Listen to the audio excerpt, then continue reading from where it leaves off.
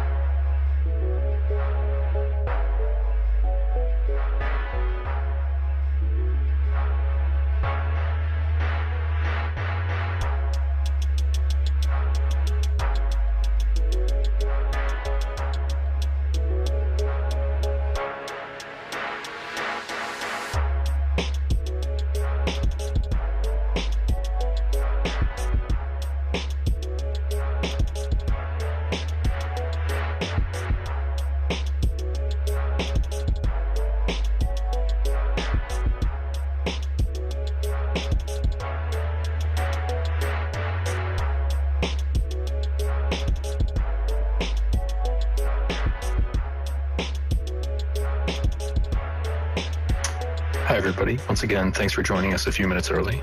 We're just getting all our speakers set up and our streams going.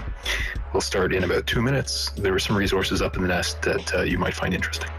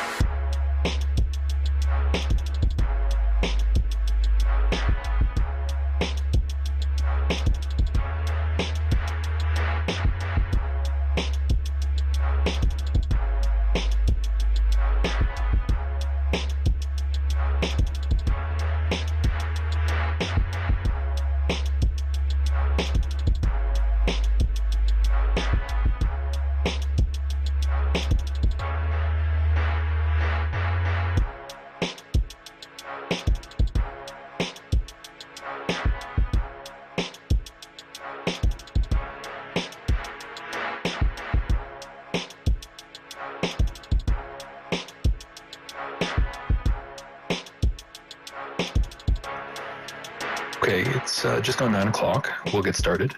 Thanks very much for joining us tonight.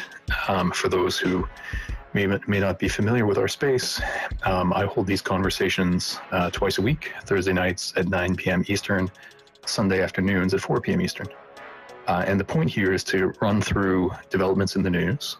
We use a lot of mainstream sources, but we try to accent it heavily with information that's developed from open sources as well, primarily from some terrific accounts here on Twitter. In addition to that, we try to highlight tips, techniques and tools so that if you're looking to either build your skills in OSINT analysis or investigation, or perhaps you're brand new to it, then you can come up the skill curve a little bit. And finally, for those who are already working hard, we try to invite them on to present projects that they're working on. The idea is to network people together to hopefully build collaboration in the community.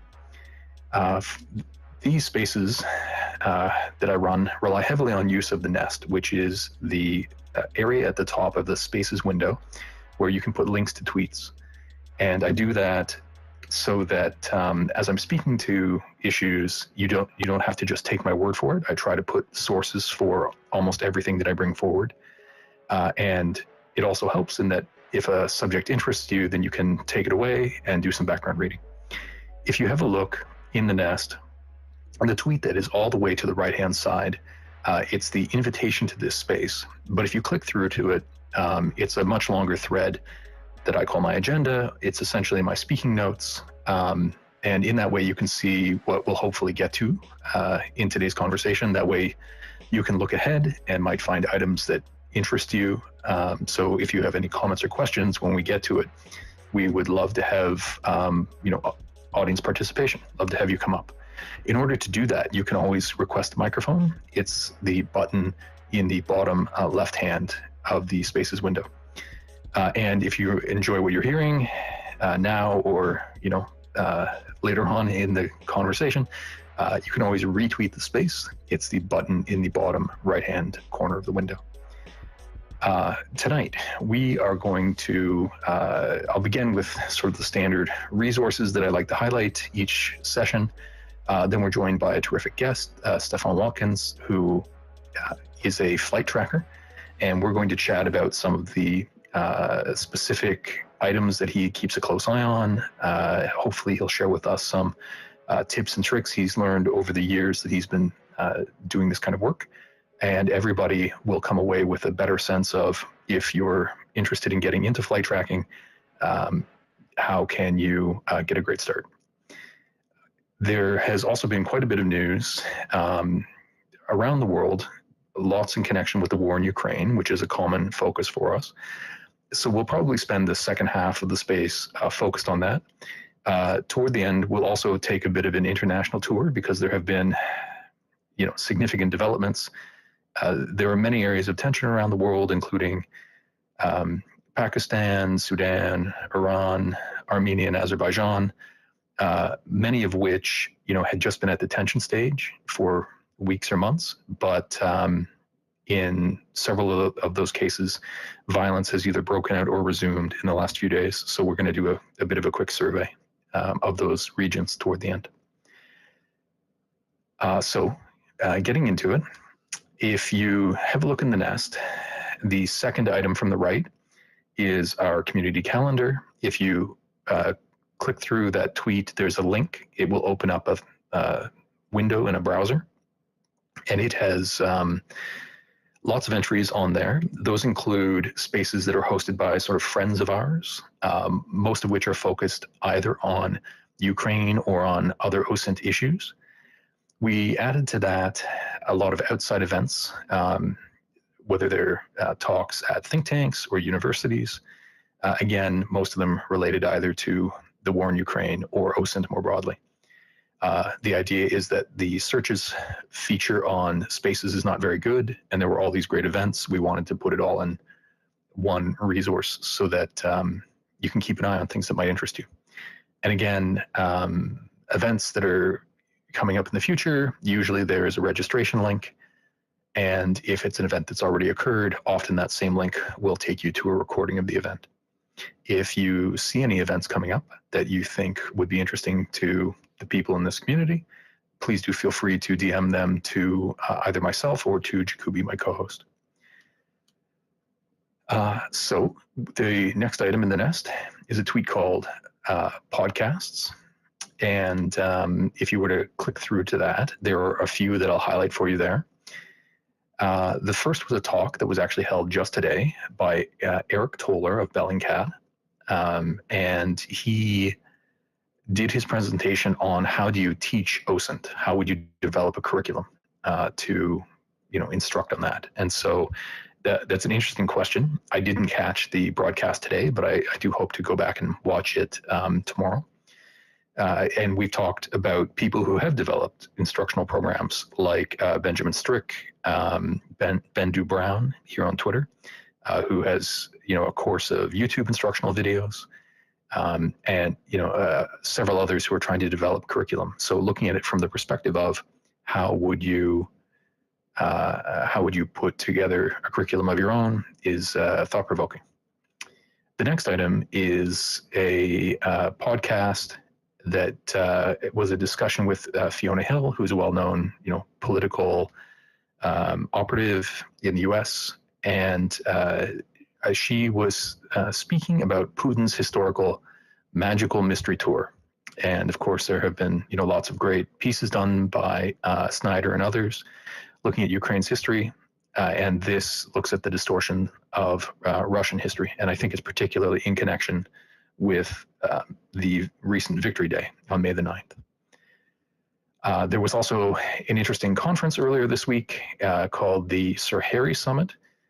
And it was for investigative journalists more broadly, but they had lots of terrific panels, including one on weaponizing media that caught my attention. And the speakers in that particular panel were Bill Browder, Crystal Grozev of Bellingcat, and Maria Pevchik of the Navalny Institute, or the Navalny Anti-Corruption Foundation. And that conference, though, did have talks by lots of other individuals, including on investigative journalism in Iran, as well as there was a talk with an investigative journalist looking at cartels in South America. And so I know there are those among us who are interested in those regions, and I've kind of flagged you to them if I thought you might be interested. But the recording of the entire summit, I think it was 10 hours, is on YouTube, and it's accessible via those links.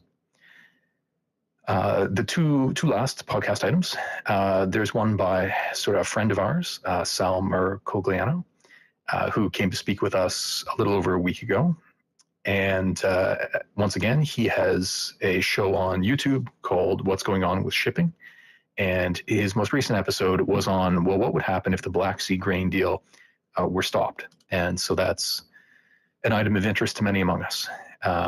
So check that one out. Finally, Elliot Higgins of Bellingcat was on with the BBC on their podcast in order to chat about the development of echo chambers on social media. And of course, that's relevant to, it's an item of interest to many of us who are so engaged on Twitter and elsewhere. So that's it for podcasts.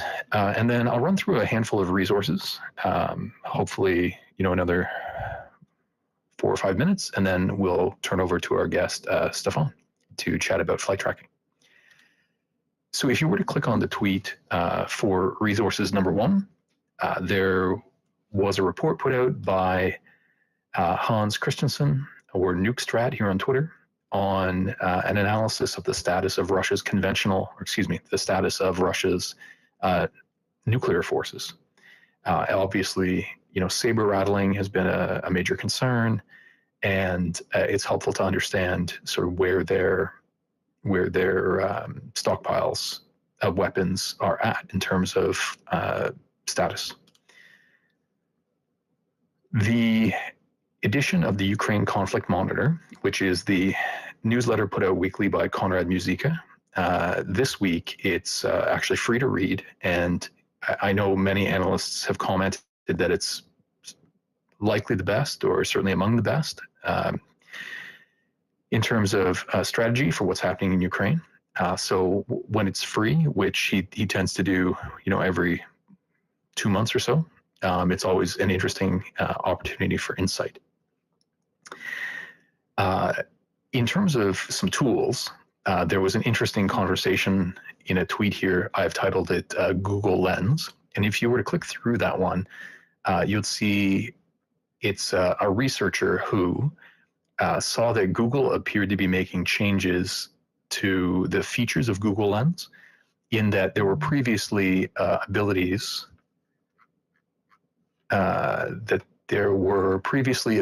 to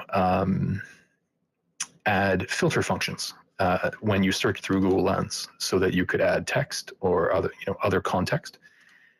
And there was concern that those features had disappeared. But the researcher reached out to Google, and they said, nope, we still have those feature sets. We're just changing our UI, and hopefully they'll come back soon. But I thought I would bring it up to highlight both that Google Lens is a terrific tool for reverse image search and related, but also how critical some of these free tools have become to open source investigation, and that minor tweaks to these sort of foundational tools can really impact researchers, which is an interesting dependency. Continuing down on resources, Bellingcat. So I'll put this one up individually in the nest, so it should appear at the left-hand side. But Bellingcat put up a sort of a walkthrough of a new tool that they have. So OpenStreetMaps is an open source version similar to Google Maps, and there is a sort of a programming interface that has been developed to pass queries to it, and that's goes by the name Overpass. And we've previously discussed examples of people using Overpass for search work, but now Bellingcat has worked on developing sort of an easier user interface so that you don't have to be as familiar with sort of the query building as you previously needed to be. And so I'd encourage you to go have a look at the write-up that Bellingcat did on how their new tool works. I'm not sure if it's here, but yeah, so actually Eric Toller, in writing it up, provides the example. You could say something like, show me all the parks in New York City within a 50-meter radius of a one-way street, a 25-mile-per-hour speed limit, a Catholic church, and an Italian restaurant. And then it would have that would be sent to Overpass, which would search the database of OpenStreetMaps, and it would then have the intelligence to pull up all the results for you. So it can be a huge time saver if you're trying to geolocate and say you just have those characteristics. You can enter them in and they'll give you options. Before I go ahead, exit, I see you have your hand up. I just want to say that sounds like it's going to make my geolocation treasure hunts exponentially more difficult to make hard for you people. Well, but that relies on people taking the time to learn the tool. So, I'd encourage everybody to make Exit's life harder by bringing up your own skills. Go check out what Bellingcat has written up. Another good resource from Bellingcat put out this week was a conversation about chronolocation. And again, I'll put this one up individually in the nest, so you don't have to go look at my longer thread. It's sort of a walkthrough of, if you want to try to determine when a picture was taken, what steps would you have a look at? Which doesn't get quite as much press here on Twitter as geolocation does, but obviously it can be a critical factor in investigations. Once again, I'll also remind you that Cyber Detective, who has a great account here on Twitter, looks at lots of terrific tools in connection with hitting the 25,000 follower mark a few days ago, has released a 21-day course on teaching Python programming for OSINT. And Cyber Detective has now developed a couple of additional tools. So, for example, there's a Notion template. Notion is a note-taking app where you can set up to-do lists. And so the idea is you can then use it to integrate into your workflow, calendars, and so on, to remind yourself to check in and do some of these Python lessons every day. And so whether you use the Notion template or not, I think if you were at all inclined to learn Python, this would be a great introduction for you. And then, of course, as always, I've put up a tweet that's titled Ukraine Overview. It's the 5th from the right, so it's almost in the middle of the nest at the moment. And I won't walk through it all, but I'll note a few things in there. Usually I include maps, but sometimes I include analysis or conversation about the state of affairs in Ukraine. And so a couple of interesting threads in the last few days, one by Thomas Tyner, where he was talking about density of troops along the front line, and if Russia were to defend the front line to NATO standards, how many troops would they need? And ultimately he comes to the conclusion that they're undermanned by something like 80%, if they were to try to meet NATO standards.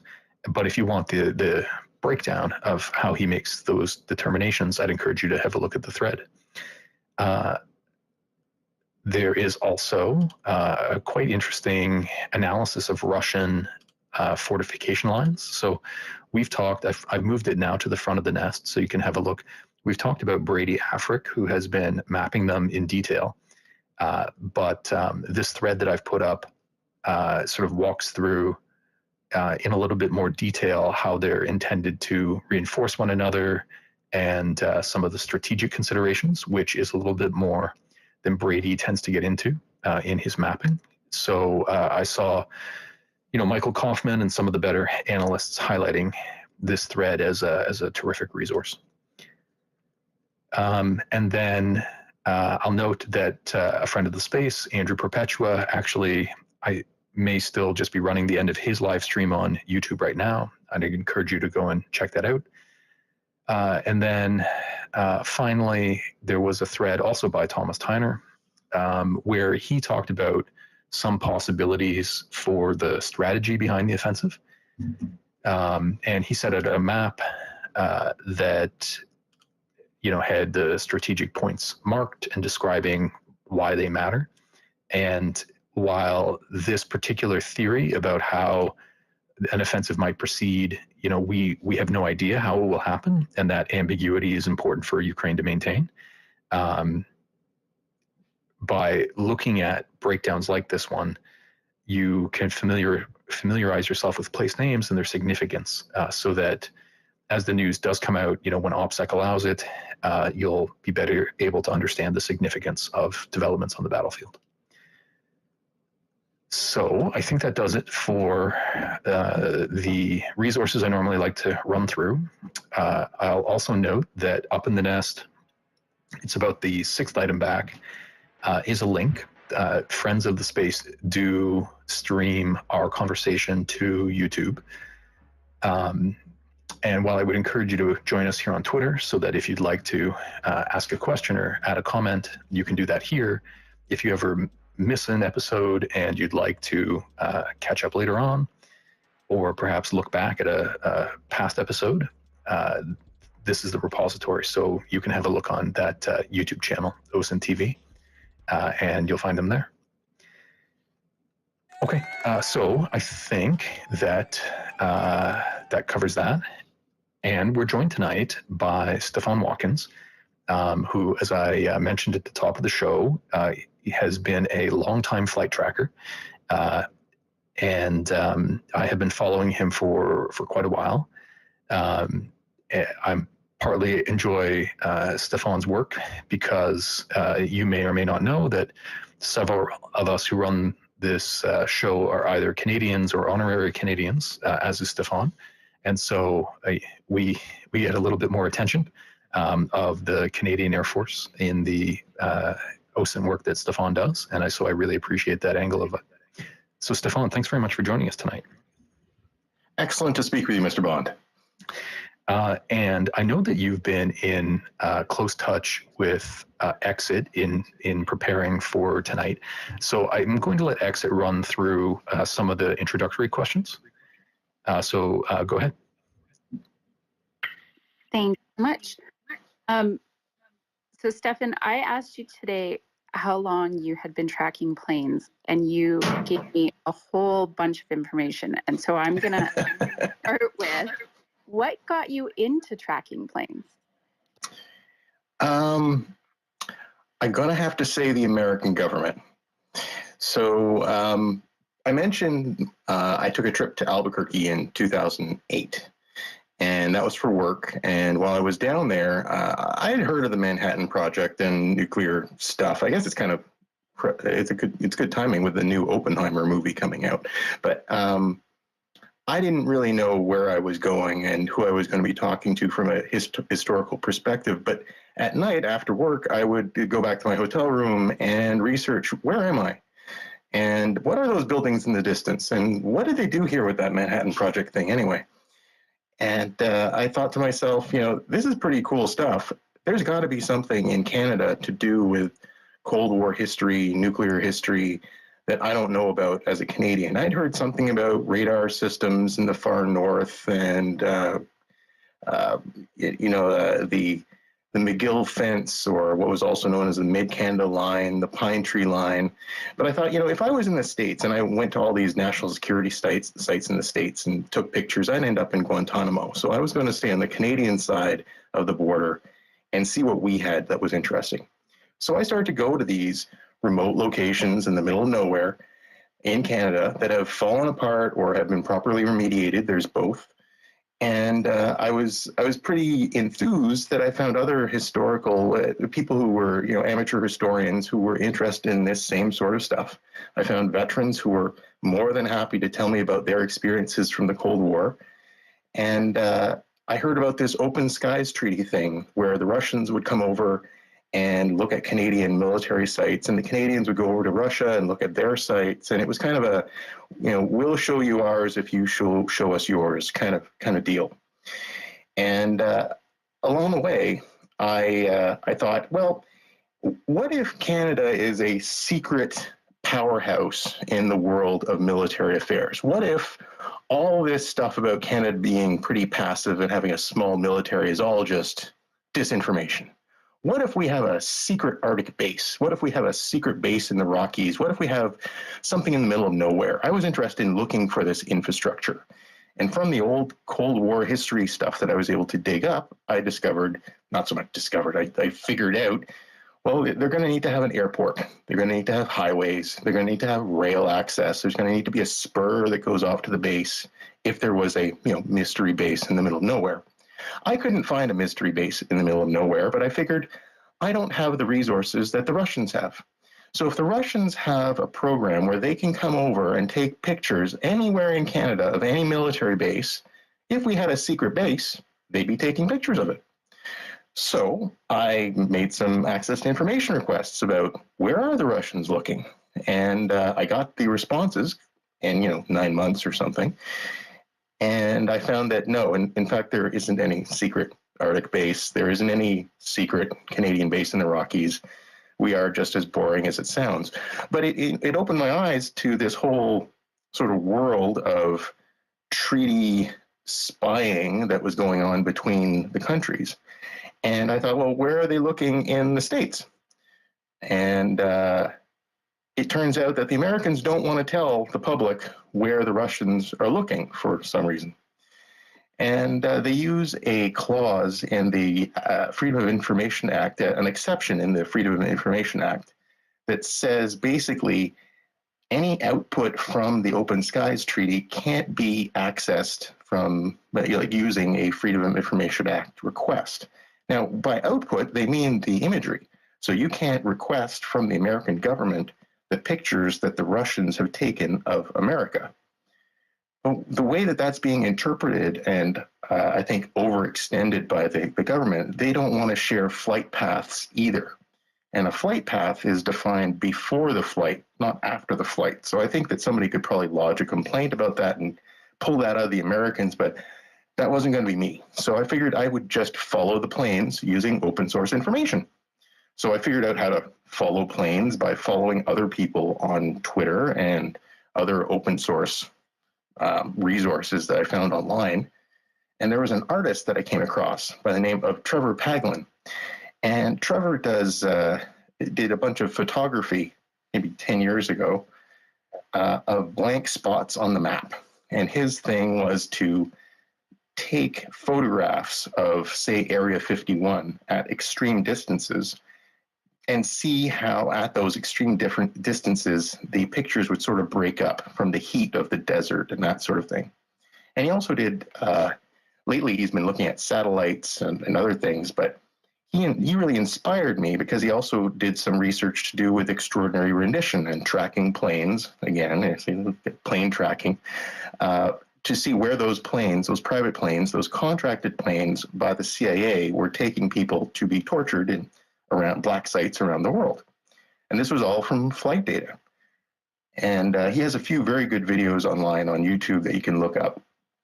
And he shows basically that with access to information, or Freedom of Information Act requests and flight data, he was able to knit together these flights that were going on and clearly show that these were spook flights that were moving people around from the receipts and fuel and that sort of thing. That sort of sparked my interest. Trevor Paglen, I figured if he could figure it out, I should be able to figure it out. And I wasn't able to find any, like I said, I wasn't able to find any Canadian secret base in the middle of nowhere, but I was able to track the American flights or the Russian flights over the United States. And one day I saw I think it was 2014, I saw some congressional testimony with a 3-star general, General Stewart, who recently passed away, actually. He was the head of the DIA at the time.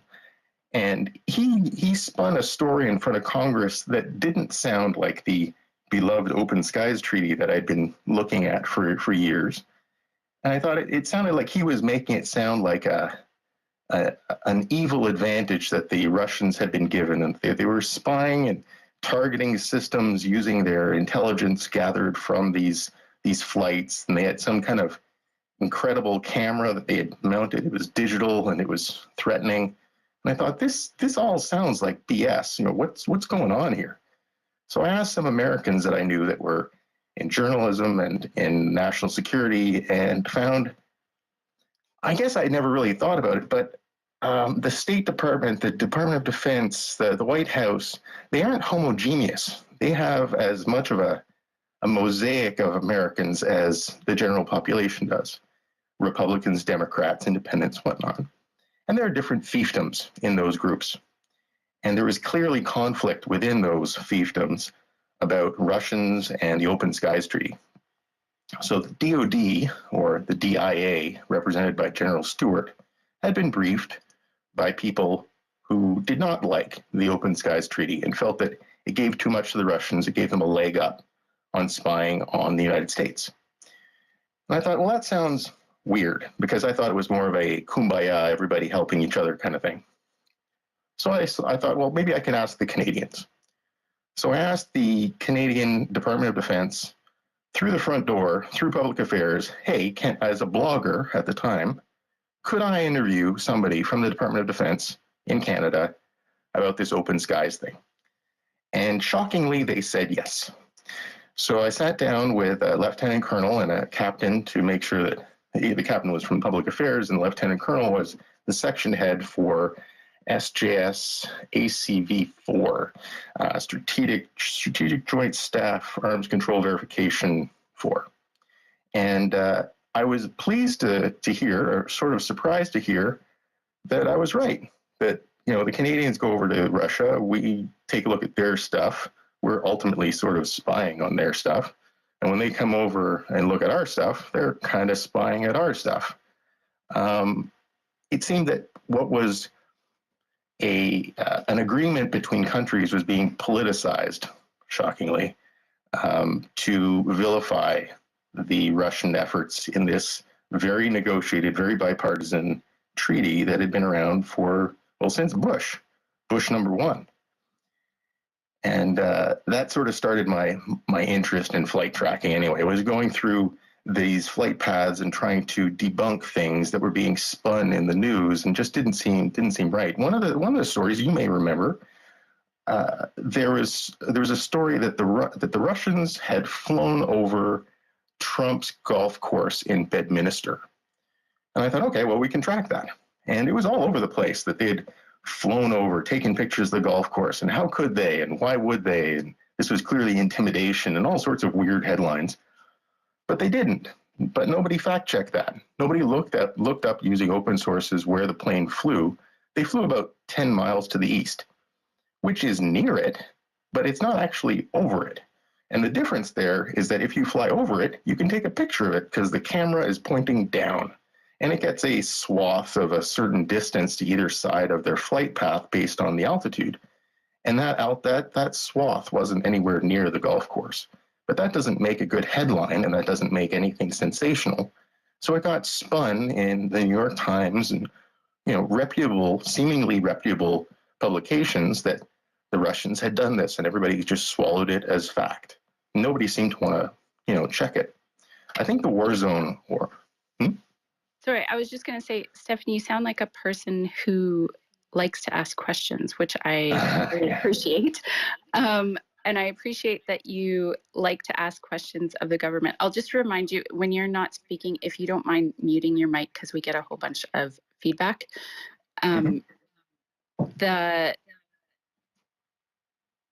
I like that you are willing to go out there and ask questions to people that aren't necessarily often answering them.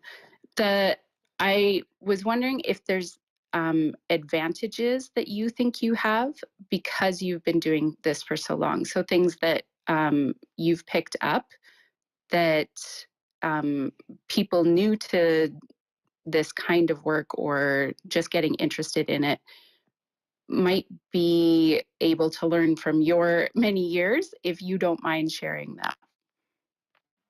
Absolutely. Everybody who gets introduced to flight tracking has at least a year of finding everything surprising, incredible, and alarming.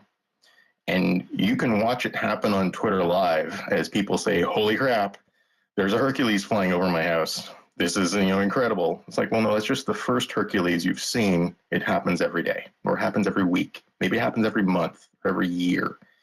And it's these constant cycles that people don't know about. They may not know that there's a training session or something that goes on near their house, and that really it's once a year that event happens. It's not that it's the first time it's happened. It's just they haven't seen the last time it happened, but really it's been happening for 10 years. Every year there are flights to restock a CFS alert up at the very top of the world. Happens every year, has been happening since, I think, the 50s, with different types of planes, of course, but it has to happen. They have to be resupplied. It would be shocking and surprising to someone if they'd never seen it before. So you see a lot of, sometimes it's young people who are, say, 14, 16, they've just been introduced to this, they're on Twitter, they're being sensational, they're being dramatic. But it doesn't change with someone who's 36 or 46 who's also just been introduced to flight tracking. Everybody has the same reaction. And the youngest people get crapped on because they're young and they get excited. But I've seen the same thing out of people who aren't so young, who also get very excited by this stuff. And it's a matter of looking for cycles, whether it's a weekly activity or a monthly activity. Sometimes it really is a unique activity. But you'll see 20 planes in a conga line flying to Nevada and think, holy crap, it's the end of the world, this is it. Well, actually, it's not. It happens every year. It's a known exercise. It's just something that happens. But you can see people freak out about that sort of thing all the time. So I like following the Canadian stuff because nobody else is. The Americans, Russians, the Chinese are the big ones that people are following. Iranians as well and others. But not a lot of people are talking about the Canadian planes because we don't have that many planes. But that also gives me an advantage that I can track all of those planes, like in a day, within a few hours. I can update myself on where they all are because there's not that many of them. It's almost impossible to track all of the American planes because there's just so many of them. But I enjoy from tracking the Canadian stuff because I can figure out how many of them are in the garage, like how many are really flying. Because they say, we have a certain number of CP-140 Aurora planes for maritime intelligence gathering. But a bunch of them are currently being upgraded and a bunch of them just don't work. And only a small number of them are actually doing international deployments.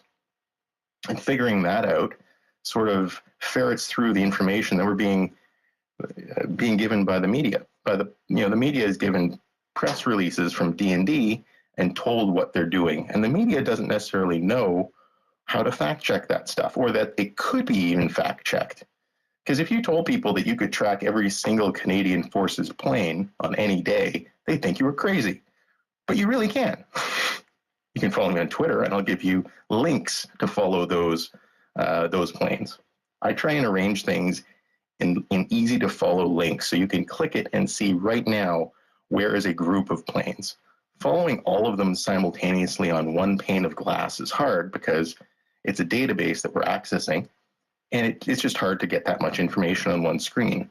But if you just wanted to see all the Hercules planes at once, or if you wanted to see all the C-17s at once, you can do that. You can see where they were yesterday. You can see where they were the day before or last month. And on the top of the list here in Michael Bond's agenda, it says OpNeon.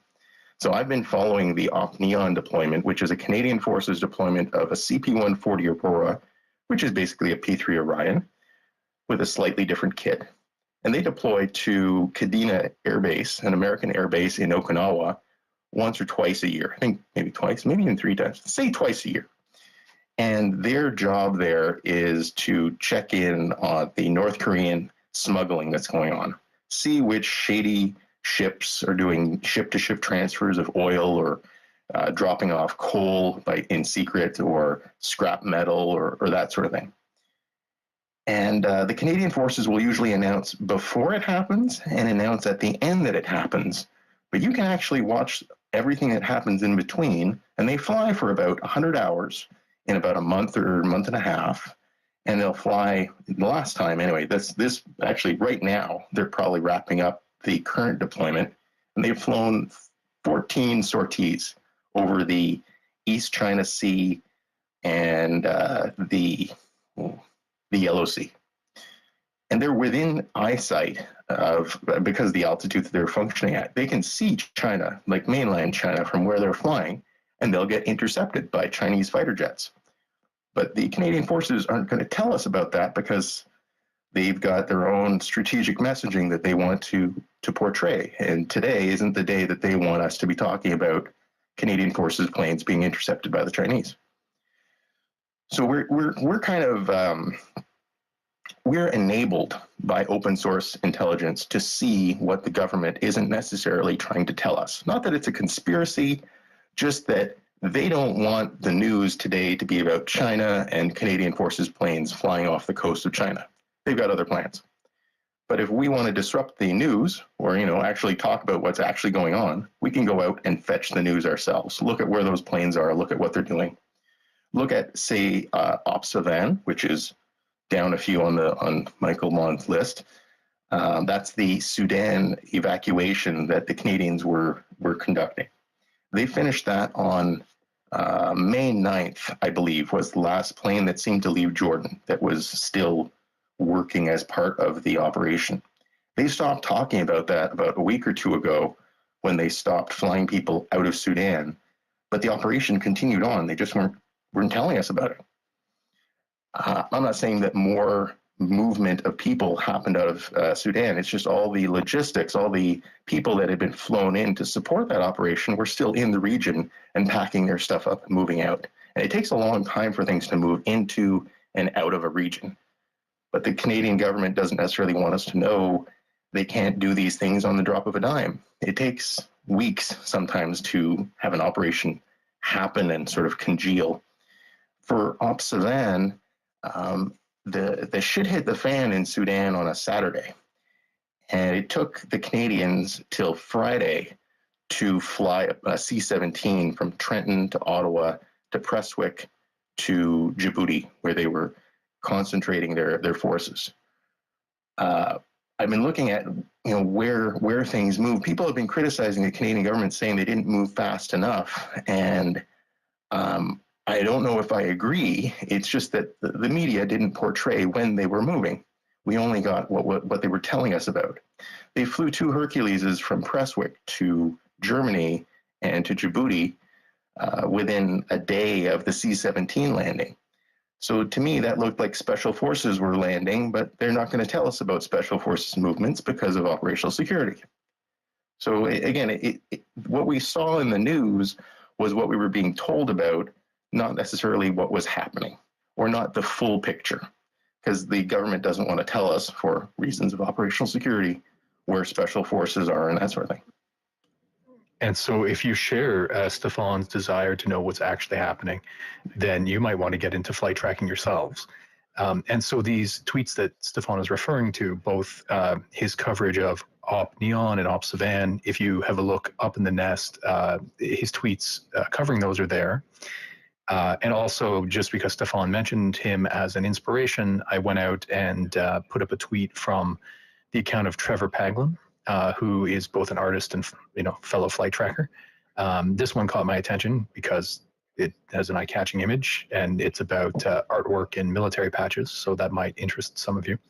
But again, Stefan's tweets are up in the nest. So if people wanted to begin this same work that you're doing, what tools do you use in your flight tracking? I see that many of your screenshots are from ADSB Exchange, but I know that there are other flight tracking options. Do you stick with one? Do you use several? I think it's important to know what the limitations are of each. There are some that are more commercially oriented, like Flight Radar 24 or Radar Box, and there are some that are more academic, like what's the one? Open something. I want to say Open ADSB, but that's not it. The ADSB Exchange network has 9,000 feeders worldwide, and it's an unfiltered network. It's more like a signals intelligence, a passive signals intelligence gathering network. We're seeing from ADSB Exchange receivers what is being transmitted from the transponders of any plane worldwide, regardless whether it's government or private or commercial, it doesn't matter. With Flight Radar 24, they have a business that they're running, and their business includes flight data from the FAA. And so they need to accommodate the FAA's rules, and the FAA says that you can't follow some people. It's not that their plane isn't transmitted, that the people who you're not supposed to follow have a special transponder or something. They're broadcasting the same signal as everybody else. It's just a list of people that the FAA maintains, the LADD list. I can't remember what the acronym stands for now. But that list says, do not track these people. It doesn't really help if you're a foreign intelligence organization, like, say, the Russians or the Chinese or the Iranians. They're going to follow them anyway because they don't care what the FAA says. Likewise, I don't care what the FAA says because I'm Canadian. So I'm going to watch them all. And I think it's kind of silly to use a list of planes and wag a finger at people and say you can't follow these, because that's not very efficient as far as security is concerned. That's security through obfuscation, but it's not even obfuscation. It's just a list. So I use ADSB Exchange for everything, and I use Flight Radar when ADSB Exchange doesn't have a receiver in that area, and I cross my fingers and hope that the plane I'm looking for isn't on the list where Flight Radar wouldn't allow people to see it. Also, Radar Box, their website has some very customizable URLs. If you try and look up a plane by call sign, by registration number, tail number, or if you look it up by the ICAO hex number, which is assigned to the transponder, you can hack the URL for Radar Box quite easily. And even if you're not paying for Radar Box, you can see the last time that plane was found, which is something that's hard to find on ADSB Exchange. ADSB Exchange, I guess all of the flight tracking is based on what the transponder on the plane is transmitting. And it doesn't transmit its own tail number. It transmits a unique hex number that is assigned by whoever regulates air traffic in the country. In the States, it would be the FAA. In Canada, it would be Transport Canada. These numbers are assigned, and they should be with the plane forever. Military planes don't need to play by the rules, So if they wanted to change their number in transit, or if they were conducting espionage or something, they could change the number to 00000 or something to try and obfuscate exactly who they were. But remembering that when you're seeing a plane on a flight tracker, you're not looking at radar usually.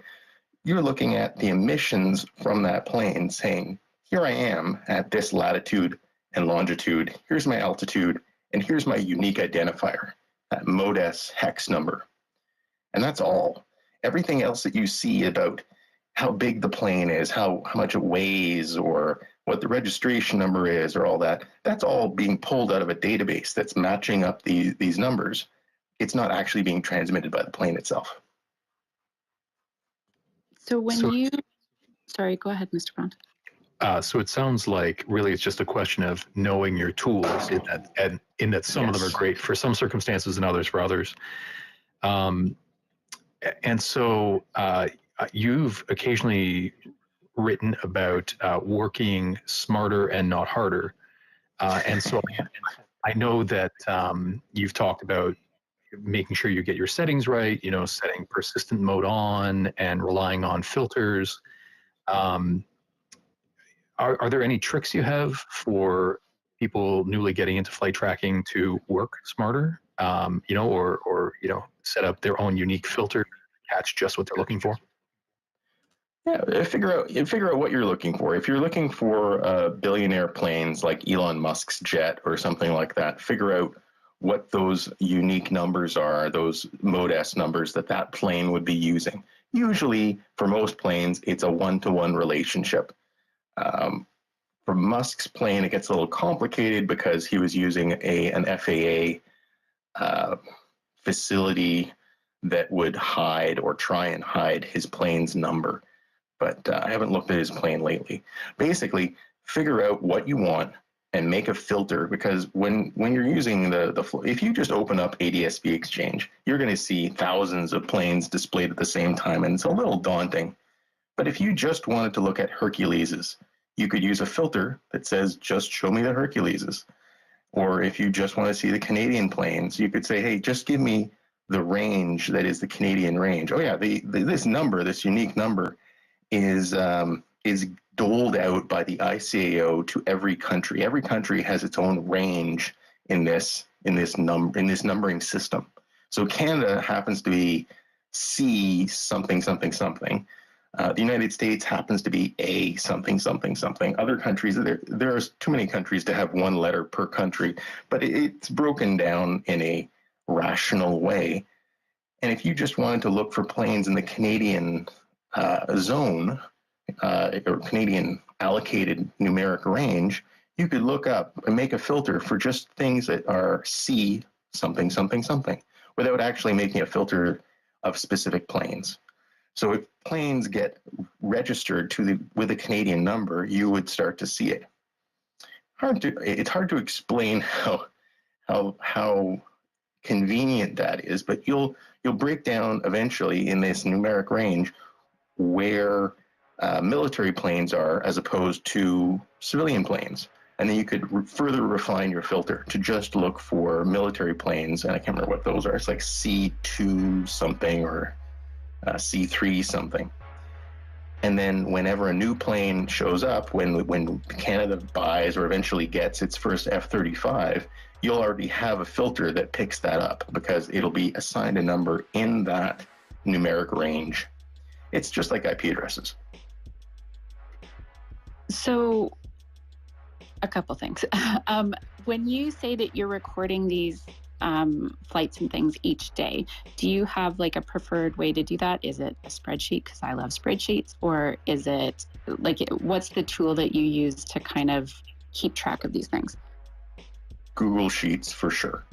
So every once in a while, I'll look in on a particular plane or group of planes, and I'll keep a spreadsheet and then just populate that spreadsheet for what has come or gone. Like for Op Neon, I'm keeping a spreadsheet of every time the planes take off and every time the planes land. And basically they take off every day and they land every day, about an 8-hour sortie every second day because the pilots have to rest. another thing is the Canadians don't usually advertise these flights much for the CP-140s.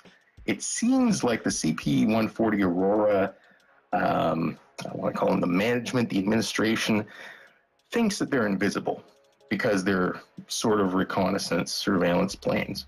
But nobody seems to tell them except me that they're not that invisible. So around Christmas, January, February, I think it was January, they flew down to Curaçao. Curaçao, the horrible destination of Curaçao in the middle of winter. Beaches, resorts, the whole bit. They fly down there to do counter-drug operations. And they're there for 20 some odd days, if I remember correctly. But the Canadian government doesn't mention a peep about it.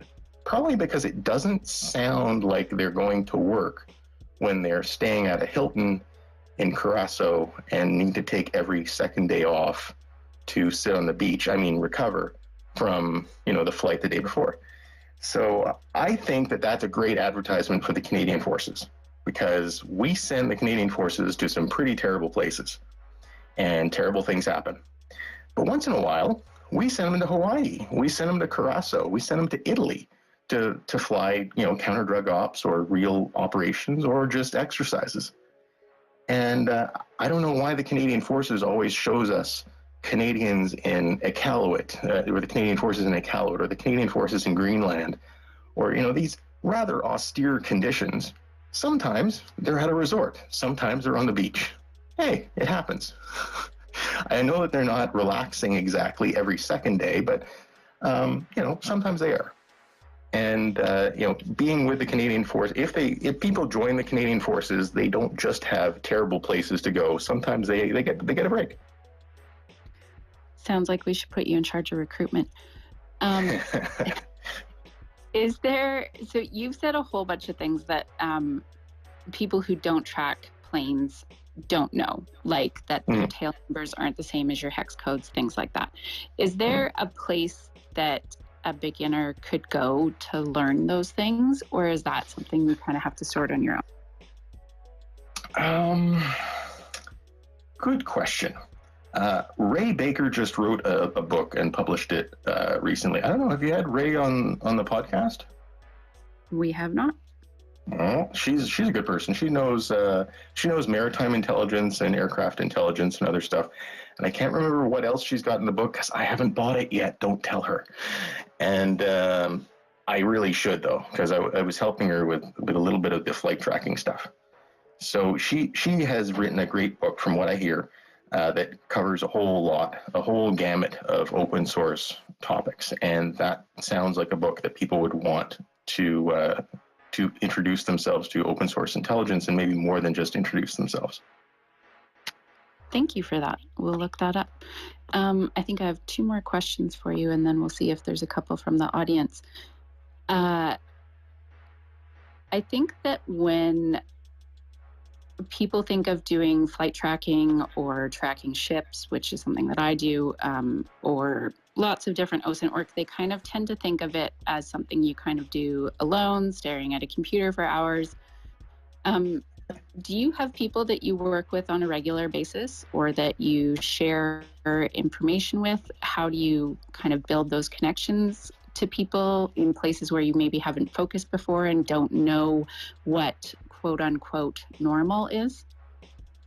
I guess birds of a feather flock together. I think we everybody in this space sort of finds each other just by doing the same thing, posting to Twitter, posting to blogs. Eventually you cross each other's paths. Evergreen Intel has been doing some great stuff with flight tracking, especially to do with Chinese planes. She's inventoried them extensively. Amelia Earhart, also on Twitter, she does amazing work, a lot with drones and other interesting flights. John Wiseman is a fantastic resource. He's also a developer of parts of what ADSB Exchange run on, dump 1090. He's a contributor of parts of the code for that. And he's done some great stuff. Actually, you should have him on the podcast. He is tracking, he's made a website that tracks GPS interference globally using the plane's transponders. So a plane's transponder is being fed its coordinates from the plane's GPS, just a commercial one, Air Canada, whatever, Delta, doesn't matter.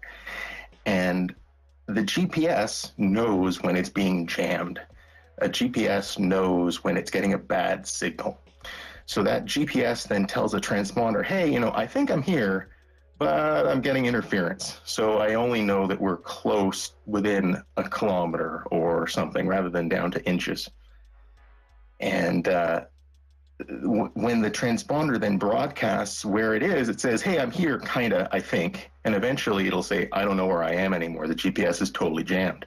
So if you track those signals from every plane in the world's transponders, you figure out where the areas are near Syria or near Kaliningrad or wherever where jamming is going on. And he's just farming commercial plane information that's being broadcast by their transponders saying, hey, there's jamming here. When you put all that together, you get a mosaic of the world with blotches of jamming going on. And sometimes it happens in the States when they have big exercises over the Nevada desert. They'll have whole areas that they'll have an FAA warning or something like that saying that they're having GPS jamming exercises, but you'll see that in the States as well. But there's a lot around Syria and there's a lot around various parts of Russia, especially around Moscow right now. I've been following. Sorry, go ahead. You also had the Bald Geek on a few weeks ago. He's another excellent resource, and I'm glad that you've already had him on. He was great. I learned so much from him, and there's so much I still don't even understand, excuse me, from what he did. It was pretty interesting. I need to go back and play with more of his information. And I have followed John's work a lot. It's really interesting to me. I do hope that we can get him on. I guess my last question, and so I would invite anybody in the audience that has questions to please request if they'd like to.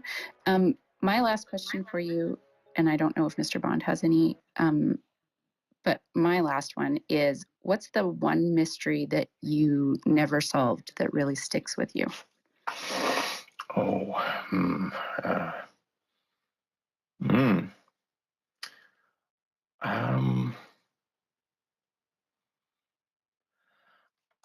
don't know. I think, well, when I was tracking the Russian Auxiliary General, what was it called? AGOR, whatever that stands for.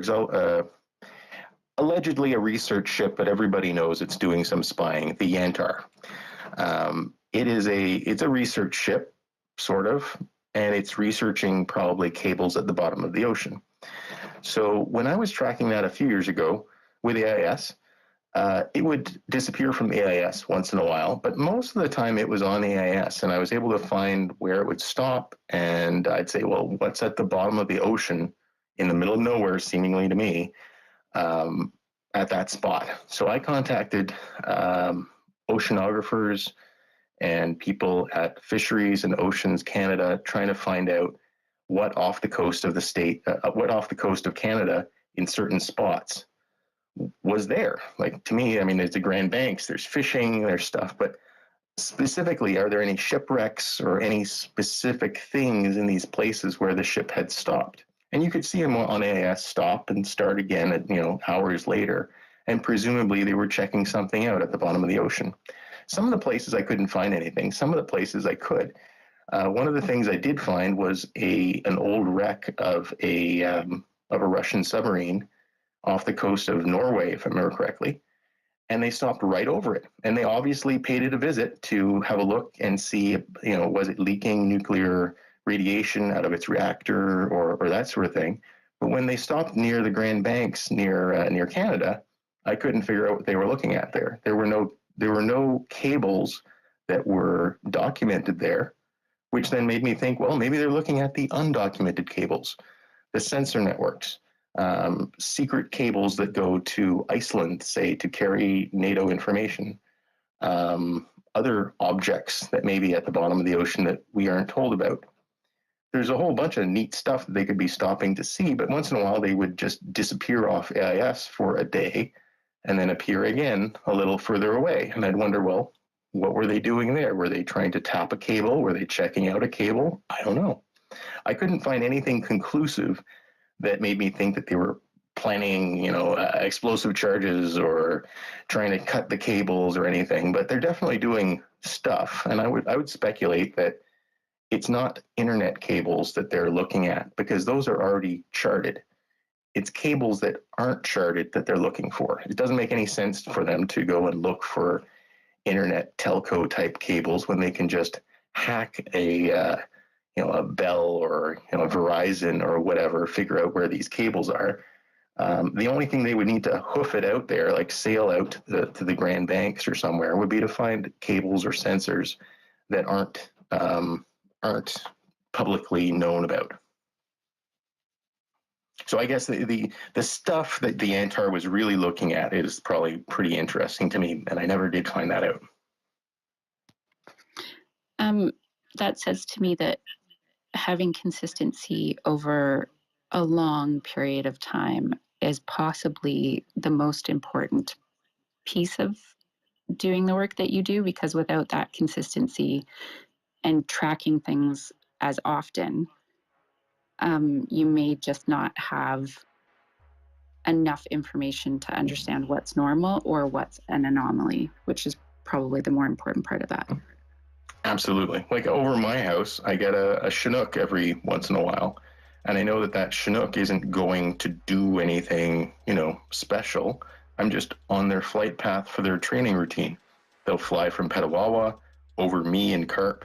They'll fly over to Ottawa International Airport. They'll circle around and then they'll come back, or they'll go to Montreal and come back. Either way, I know that it's not like some commando raid of, an embassy or something. It's just training. And knowing that these things happen at that altitude, at that time, and that sort of thing, it's important to alleviate people's concerns or paranoias about what's actually going on. And that things aren't necessarily routine on a week-to-week basis. Sometimes it's a month-to-month, seasonal, year-to-year kind of basis. Once a year, once or twice a year or something like that, exercises happen, and they don't look like they're routine because they're so far apart. And if you don't have 6 months of experience or 9 months of experience tracking planes, it looks unique. So you have to go back that, 1 year, 2 years, and try and piece together what that event is. Most of the time, I don't. I just post to Twitter and say, holy crap, this is going on. And somebody says, don't worry about it. It happened last year. And then I got a hint. I can go back, fact check that. So I do have two questions for you. One's a little more technical, another is a policy question. Before I get to those questions, just for the sake of the audience, as you've been speaking, I've been pulling up resources and adding them to the nest at the top. And so if you have a look up there, you can see a link to Ray Baker's book, Deep Dive, which is exploring the real world value of OSINT. I've also put a link to John Wiseman's website, which is gpsjam.org. And then I put up the resources that I drew together when we interviewed the Bald Geek a few weeks ago. And so if anybody wants to learn about his project, the links are up there. So technical question and a policy question. You referred to the Bald Geeks project with ACARS. I'm wondering, are you making much use of that yet? And if you do, are you looking at his ADSB site, or have you begun to use the new Airframes website? The Airframes guys may not want me to say this, but I've never once done a query with the airframes.io site and had it work. So. It's a work in progress. What I've been told exactly. What I've been told by the Bald Geek is that they're drawing on considerably more data sources, and so they have a bigger database and will potentially yield better results, but that they're still, the interface is still under intensive development. And so it's a transition period. But I guess, does that mean that you are using his ADSB page from time to time? Yes. And unfortunately, a lot of the Canadian Air Force has such old planes that they don't do ACARS. So I can get ACARS stuff out of the C-17s or the CC-177s. But I think that's pretty much it. I'm not sure that the CC-150 Polaris actually does any ACARS. I don't think it does. But because it's so few planes, the only time that I can use it and hope to find something is when it's with a CC-177, which does work and did divulge that they were going to Djibouti when they were flying the Observan mission, because you see that they check the weather in Djibouti while they're on the way. So they could have checked the weather, just in Djibouti because they felt like it, but it seemed like a pretty good idea that, yeah, they're probably going to Djibouti. Right. I'll hold my policy question till the end. Jacoby, I see your hand up. Do you want to go ahead? Sure. Just as a housekeeping item, if people would mind retweeting the space if you like what you hear and want other people to listen in on the conversation that we have with Stefan. Also, if you have any questions for Stefan, please do request the mic and we will try and get you up. Thanks for that. So my last question is a policy question. Being a Canadian myself, I was very interested when you were describing the background of how you got into this interest and how you started with the Freedom of Information requests. And I know that, for example, about a year ago, there was controversy about the ability to track the Canadian Prime Minister's plane. And I know that in some of your tweets, you'll talk about how it's unusual that the Canadian government won't make announcements about flight operations that they're conducting until several days, maybe even a week after international partners have already announced it. So on that policy front, if you had one or two recommendations about increasing transparency, what would you like to see change? I get the impression that there's a wide, of course, like every other organization, there's a wide mosaic of people with lots of different knowledge in the Canadian Forces. And I have 100% certainty that the intelligence people in the Canadian Forces are well tuned in to what open source stuff is going on. I'm sure they have it completely tied up. And I'm also sure that they do not talk to the people in public affairs, because the intelligence people have secret information, or what they would label as secret information, that to me is public information. They're gathering intelligence through open sources and making it into reports internally that they would label as secret or top secret because of the analysis that they're doing with that information. But really that raw information, where the plane is, the transponder is broadcasting where it is completely public and completely available to everybody. But nobody tells the public affairs people where their planes are. And if they were to ask internally, I think they'd be told, sorry, that's secret information, we can't tell you. So people in public affairs should really be better informed about what the public can know, so that they can be ahead of what the public is going to, talk about, i.e. me. I'm going to tell the public where the plane has been and how many flights there's been and how many hours the CP-140 has been conducting operations out of Japan, and they're not going to tell the journalists any of that. And there's no reason why they shouldn't tell the journalists any of that, because it's public. The Chinese are there, the Chinese are intercepting the Canadian planes, but they want to pretend like this is all some sort of secret, which it's not. It's totally public information. So I think they should get ahead of the story and anticipate what the public can know and will know, and whether it's me or somebody else, it doesn't really matter. It's not an ego thing. I'm trying to expose them to the fact that the public can see all this stuff that they're doing, and there's no harm in discussing it openly, because the Chinese know, or the Russians know, or the Iranians know.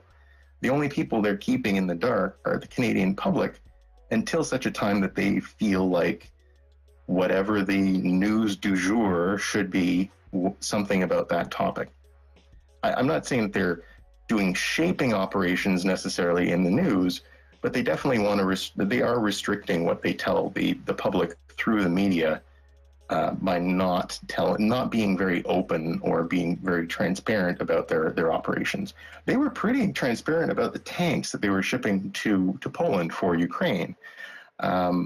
well, depending on whose news you were watching. If you watched the CBC bit of I think it was the fifth tank that was being delivered, there was an interview between the CBC news reporter and somebody at the airfield where they were loading up the plane in, I want to say, I think it was in Halifax. And they made it seem like, oh, no, we can't tell you where these tanks are flying to, operational security, which sounds reasonable, except the plane had its transponder on the entire time. And I was tweeting out as it was doing the flight, this is the fifth flight to this place in Poland. Same airfield. You can watch the plane drive, exit, taxi its way over to where it dropped off the tank and everything. It's that I don't think there's an appreciation of what the public can see. They don't know. And the intelligence people aren't going to tell the public affairs people because that's sort of their job, is to keep everything a secret. So I think that there needs to be some facility within the Canadian Forces that they understand what open source information is available to the public, and that they don't need to hide it. And it makes them look dumb because it doesn't look like they're situationally aware of what we can see as plain as day.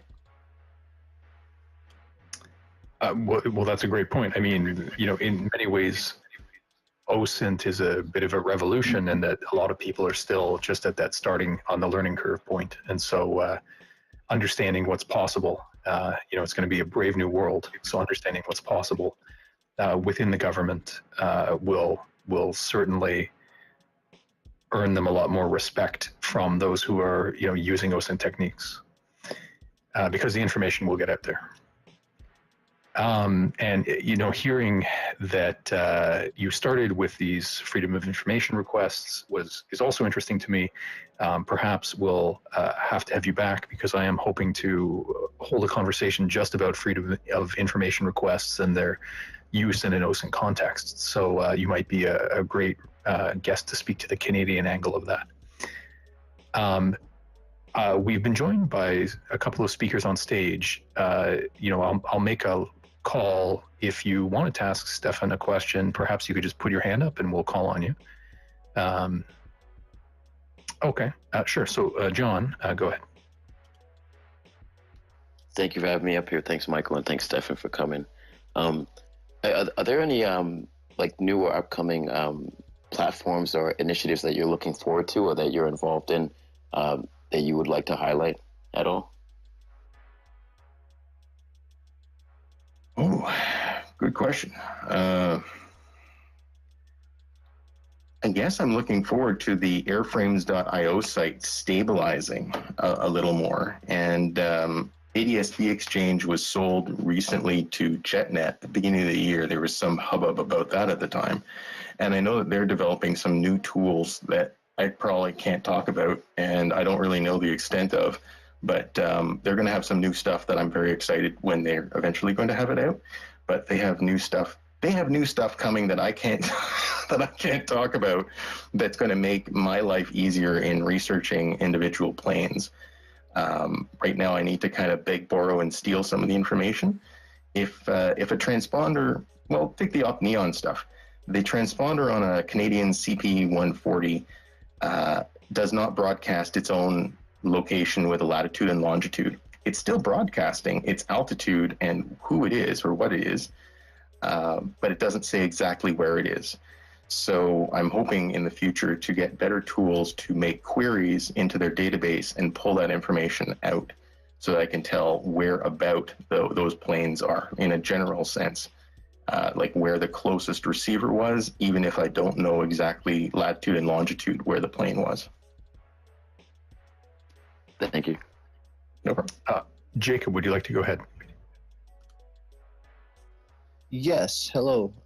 Thank you for the talk, Stefan. Just super cool.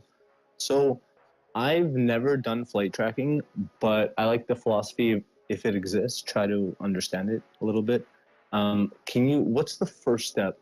I went on airframes.io and I pulled up the web SDR, because I'm like, it's probably similar to software-defined radio, probably, at least some similar concepts. I was wondering if you can kind of guide me to the absolute first step. Can I just pull out my laptop and start doing it?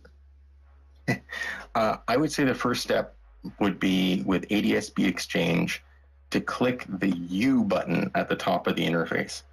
If you go to globe.adsbexchange.com, many people have criticized the UI, and the data is fantastic. The network is wonderful. The UI is not great compared to Flight Radar 24 or some of the other sites. That the GUI is just a little more intuitive. I know what the buttons mean. I've gotten used to it, but it's kind of ugly for somebody who's starting off. You can take your cursor and sort of hover over the buttons, and it will pop up and show you a little, a little contextual menu telling you what these letters on the screen mean. But the U button that's at the top will only show you, I don't know why it's U, but U will show you just the military flights. And those are planes that are in their database flagged as military planes. If a new plane pops up and hasn't been tagged as being military, it won't be on that list yet, but by and large, it's a pretty good list.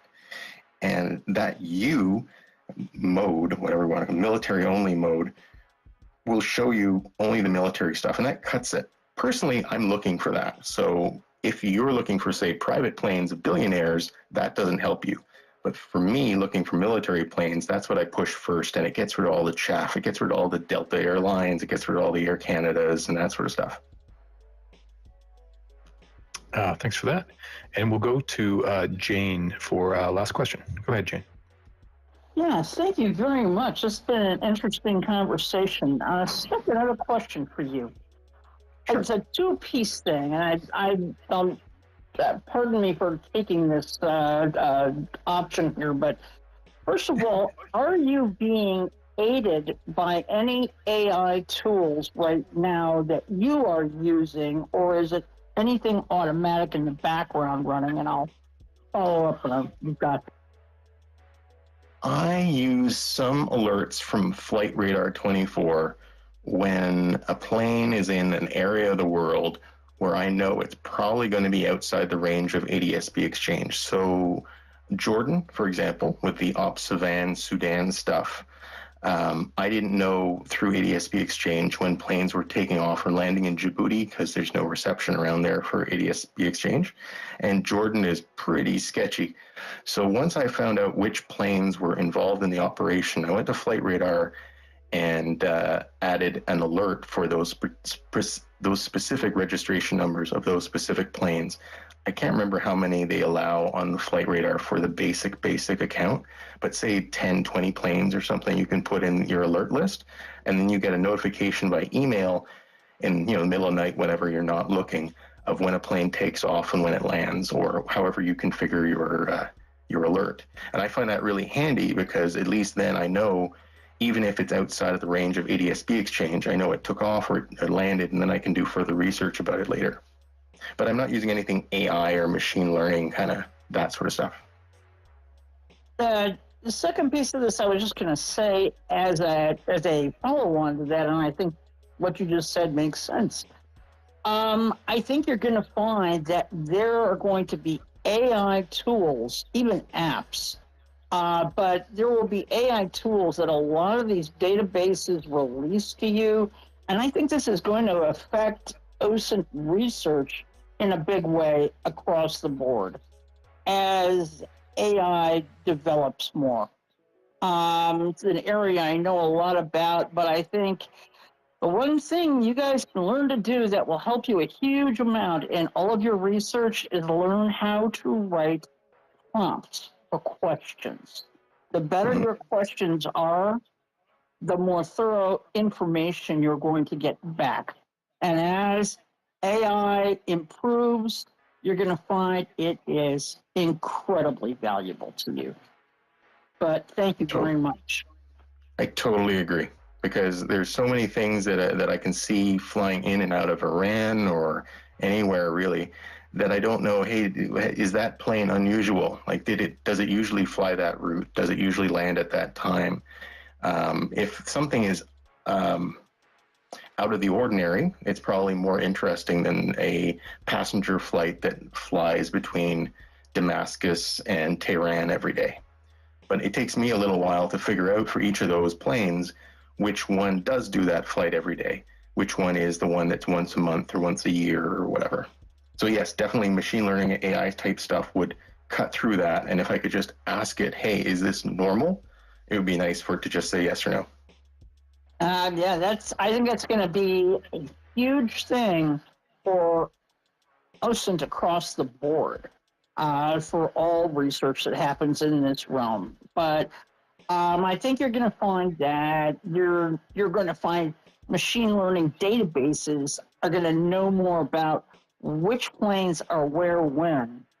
And as you said, they'll know whether this is normal or whether this is an unusual thing, but this is all happening in real time, so keep track of it. Interesting discussion, though. Thank you very much. It will be, to that end, it will be interesting to see whether any tools that do get developed that have a flight tracking aspect to them, whether they'll be done in collaboration with, existing flight trackers who might be known on Twitter, or whether they'll just be developed, by programmers. I would assume there is probably opportunity for people with specialized knowledge in flight tracking to reach out to programmers, to shape how it could develop. And I know, for example, Bellingcat has several programs where they're trying to connect people to develop new tools. So hopefully the people here who are paying close attention to it will see some of those tools coming. And to that end, if anybody listening has experience in the machine learning models or practical applications, feel free to DM me. I'd be happy to set up a conversation similar to this one on application of AI in where it's at the moment. And so we have been joined by a new speaker. So we'll take a last question from Area 51. Go ahead.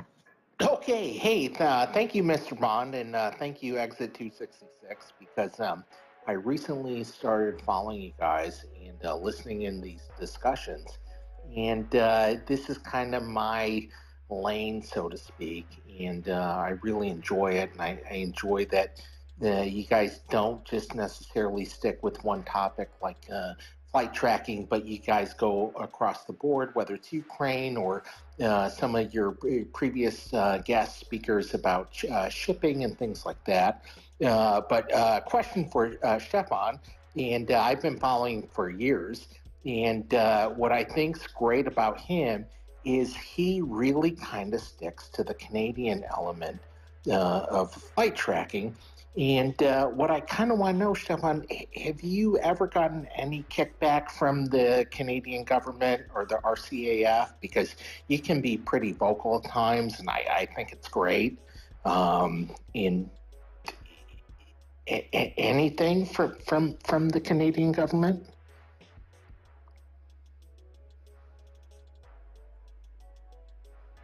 Stefan, just so you know, your mic is currently muted, so you may need to unmute your mic.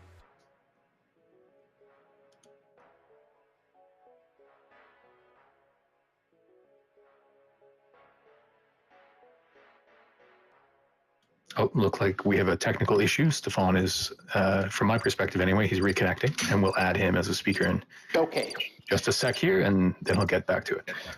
Sorry, I missed the question because my app froze. Yeah, so Stefan, I've been following you for years, and you've been very vocal about the RCAF, and you have no hesitation about tweeting at them. And have you gotten any response from them at all from your tweets? Yeah, okay. I do. Positive, bad, like what? Yeah, well, some of my feedback is appreciated and some of it is not. I know that I've made some friends and some enemies, but I do get a lot of positive response back and sometimes no response. I don't usually get any negative response. I can't think of any negative response. They usually either ignore me or once in a while I'll get a note on the side, or I notice that they change their behavior, which is also sort of I think a success. So you've seen me probably then ragging on them about their alt text or lack of use of alt text, and NORAD will be adopting alt text soon. And keep an eye out for NORAD tweets that will include alt text in the future, and so I think that's a small victory. But I've been ragging on them since February about that, I think. Good and for you, man. It's great. They do listen. I love when you speak up, and like I'm just like, if you follow my account, I'm all over the place, but like, I watch you stuff on, like you're so focused on Canada, and it's just it's great to see something like that. Like, you do some great work. I appreciate the stuff that you're posting.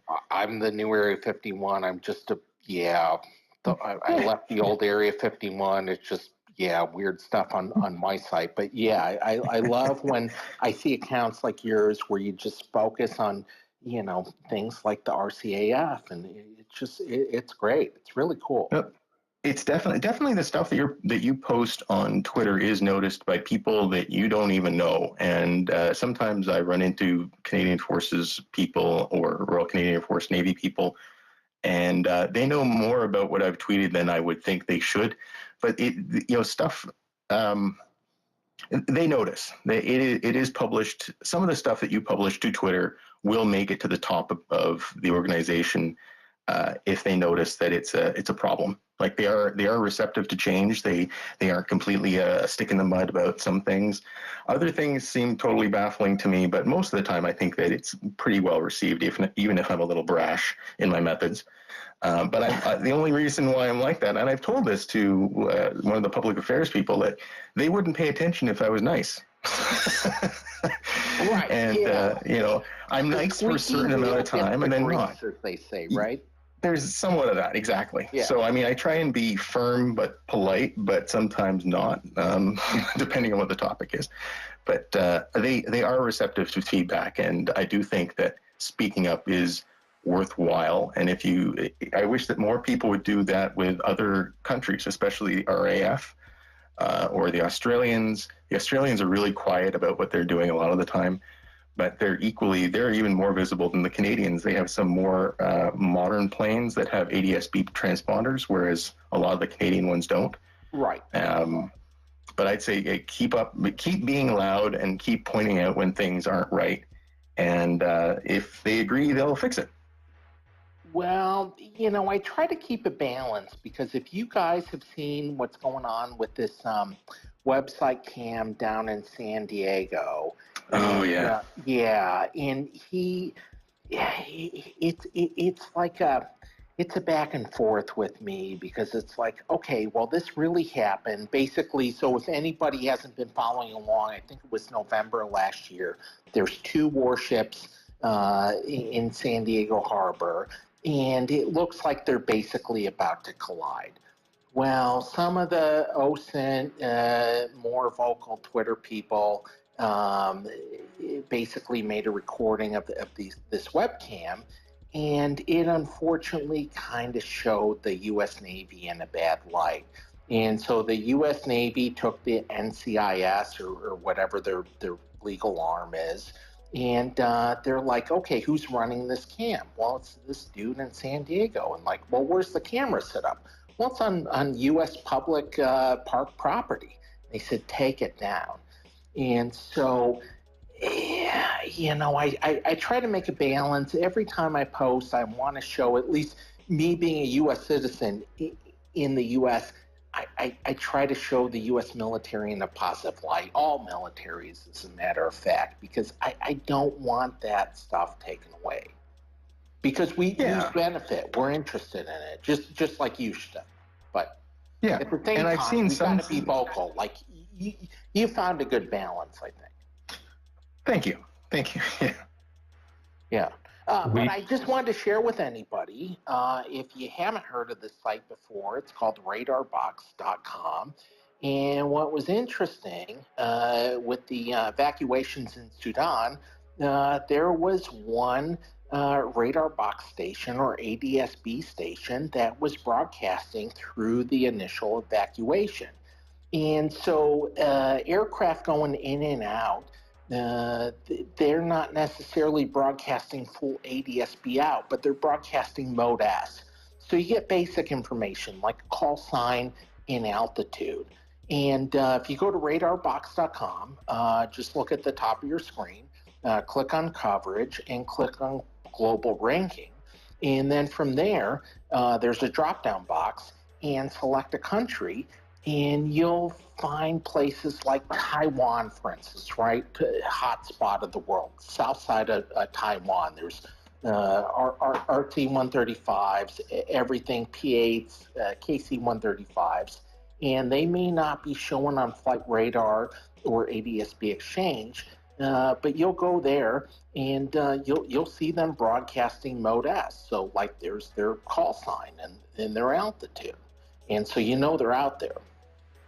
I use Plane Finder as well. And Plane Finder, yes, thank you. Yeah, that is super handy, very handy. Yeah. So we actually had Sal Mercogliano on to discuss that San Diego webcam matter, and so I'm just working now to put it in the Nest. There was an update just 2 or 3 days ago about how they're dedicating themselves to setting up a new webcam from a different position where the Navy won't be able to restrict their operation in the same way. So that's an update on that story that Sal told us about initially. To Area 51's point about being focused on one country, I know that there are great flight trackers who are also focused on the UK, New Zealand, the Baltics, the Nordic countries. And so I always appreciate when people have, a passion for a region, because that they're often, the dedicated source, they're the experts. Yeah, exactly. And so I'm glad you came up to chat with us, Area 51. I know you've been. Well, thanks for inviting me. It's great talking with all of you. And like I said, Mr. Bond, your discussions are great. And again, like Stefan, I followed him for years, and to talk to him via voice is awesome. Well, and connecting people who may have followed one another but never actually interacted is, one of the goals that we have here. So I'm glad we got that connection made. So I think that's it for our conversation with Stefan. But thank you very much. I appreciated not only the technical details, but sort of the philosophical element that you bring to it, that sort of take no prisoners approach. And I think that that's a model that a lot of us, whether flight tracking or whatever other type of research they're engaged in, that take no prisoners approach, I think, could serve many of us well. So thanks very much, Stefan. Thank you very much for having me. Okay, guys, I'm going to move on. We're going to spend the second half of the show mainly running through Ukraine updates. We will do a bit of a survey of international developments toward the end. Just before that, I often like to bring up some interesting examples of OSINT work from the last couple of days. Good examples, cautionary examples, mysteries. I've added a few of those items to the Nest. The first two, I see the very first item in the Nest is that link to the San Diego webcam update. So thanks to Exit for putting that up. So starting from the second item in the Nest, these first couple are sort of radio related. Again, we're trying to get a little bit more of that kind of work incorporated into our conversations. And this is an interesting story where I believe it's satellite imagery that is able to pick up electronic emissions. And there have been past stories where the movement of troops have been tracked when they've been using things like fitness trackers, but that's more or less by emitting their, the hardware has built-in GPS tracking that is sort of broadcasting their location. And that, revealed some foreign deployment locations of U.S. forces when I think in Afghanistan or potentially in Iraq. But this is a different thing where it seems like it's the electronic emission signatures directly. And so, as we've seen in Ukraine, where both sides have attempted to be strict, at not permitting soldiers to have personal electronic devices on the front. Occasionally we'll see photos, particularly from the Russian side, where they take a cell phone and they nail it to a tree, along with the notice essentially saying, personal devices are prohibited. But often that's because soldiers, I mean, there's the danger of the emission being detected by something, a radio on the ground, but often it was soldiers taking pictures and sending info back home or phone calls. This is a different thing entirely, where it can be seen sort of at the satellite level. And I don't think it relies on the content of the transmission. It's essentially just that the devices are active and in use. So this was very interesting to me. And I know that in conversation with some folks, they were almost surprised that this capability was even being revealed, because you would think it would be a potential significant advantage. But perhaps it's a warning as well to friendly countries that this capability exists. So in any event, interesting update on this capability to see electronic devices in use from sort of the satellite level. The next item in the nest, also by Radio and Nukes, is he found an example.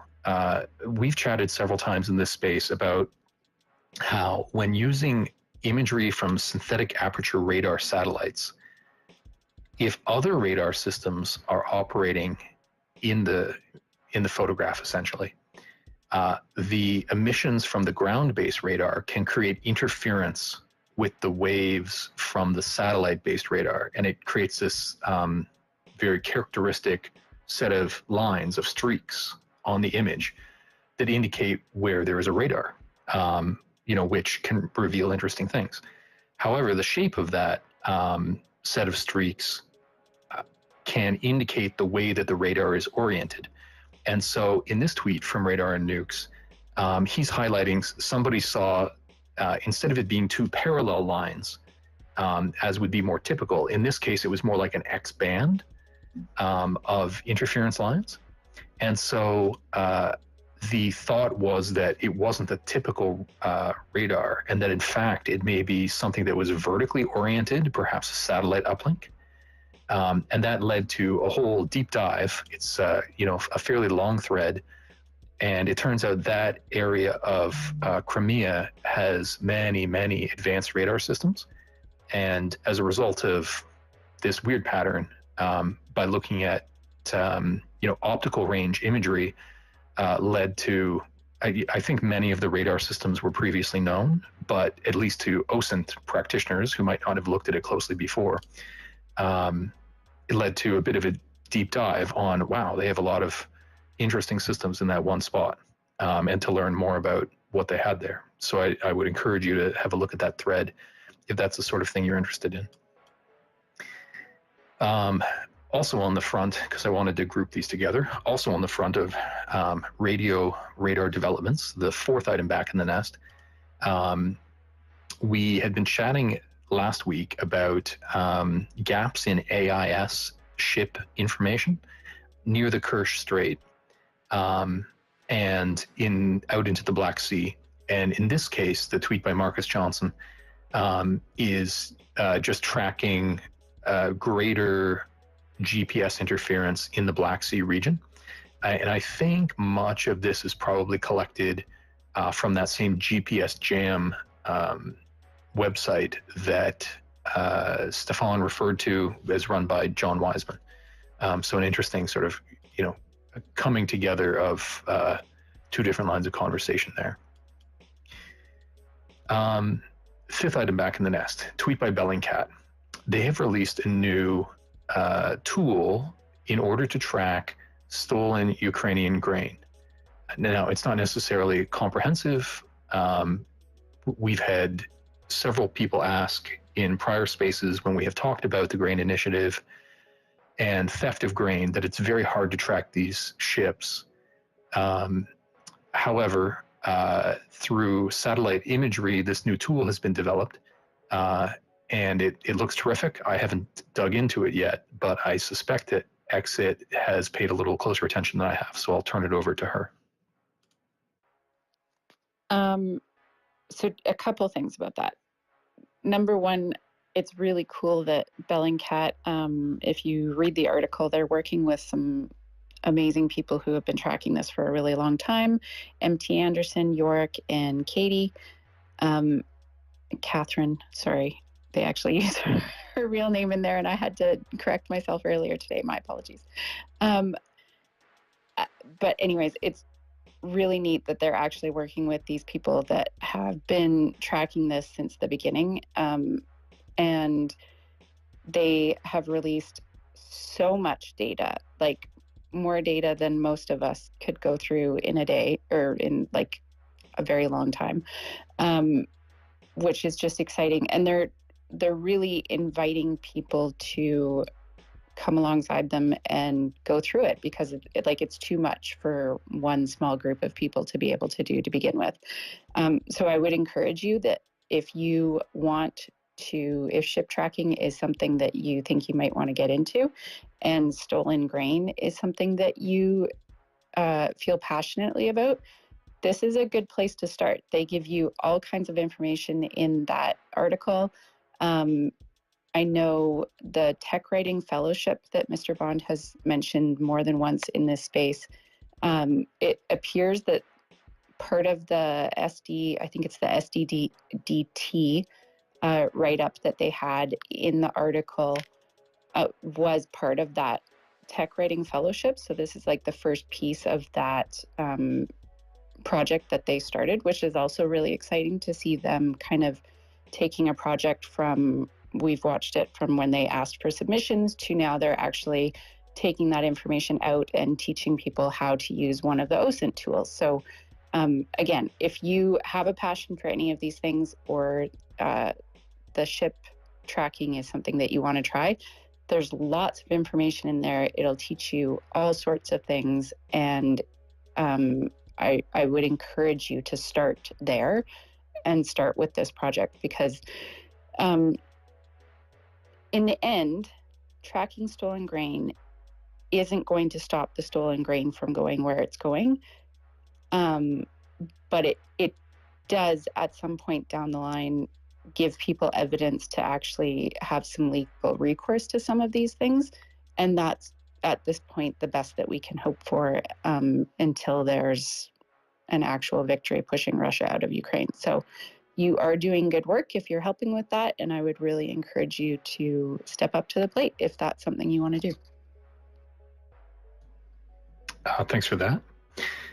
Running through a couple more OSINT topic examples. These might be fairly brief, but the Euromaidan press put out a map that maps out 223 military objects in Crimea.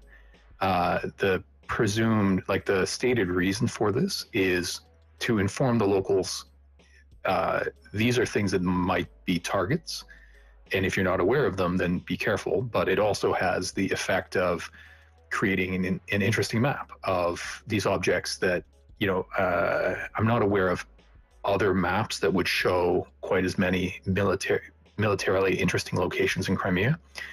So it might be a starting point if you're developing your own maps, or to incorporate some of these points in. The second item back in the nest, again, Eric Toller of Bellingcat noted an article published in Ukrainian media that was interesting. We haven't gotten very much into like financial OSINT, sort of on the administrative side, but this is an interesting investigation into a group that was fundraising for Ukraine. But the investigation, because it relied heavily on collection of cryptocurrency, that affords a lot more opportunity for investigation into the flow of the funds. And so in this case, they're suggesting that this organization, you know, that had said it would be contributing all of the received funds for Ukrainian purposes, by tracking the accounts, you know, whilst several $1 million were initially generated, several hundreds of thousands have not been directed to the Ukrainian government in the way it was suggested that they would. So again, we're bumping into issues that would be very interesting for future spaces, whether that be AI use or Freedom of Information Act. In the same way, understanding better how to investigate the flow of cryptocurrency, I think, would be interesting for a future space. So if you have any particular expertise in that, let me know and we can have a conversation. But it was that confluence of investigation of crypto colliding with Ukraine that I thought was interesting. And of course, not all groups are as they appear. So it's good to know those that have sort of red flags that have been brought up with them, and understanding who those people are in case you might run across them. As maybe a final fun point in this little section is Dan Cazzetta, who is an expert on the use of chemical weapons, but puts up a lot of lighthearted posts as well. Happened to put up his own little geolocation puzzle. And for those of you who like puzzles, maybe you want to run through it.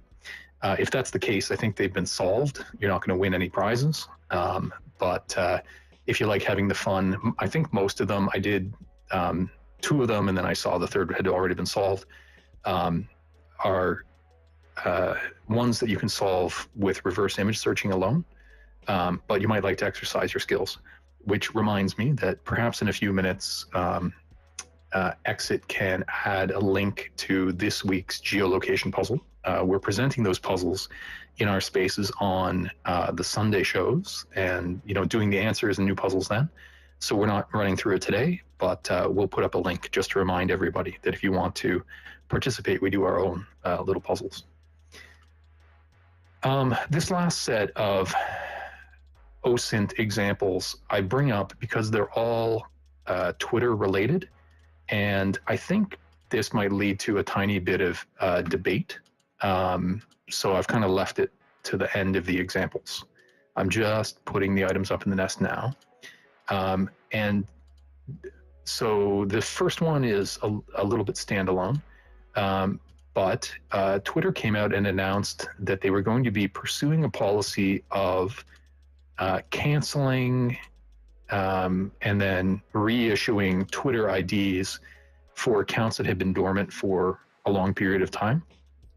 And, whether that makes sense from a site administration perspective, I understand, but some have raised the concern that some of these dormant accounts may have generated data that would be useful for historical purposes, archival purposes.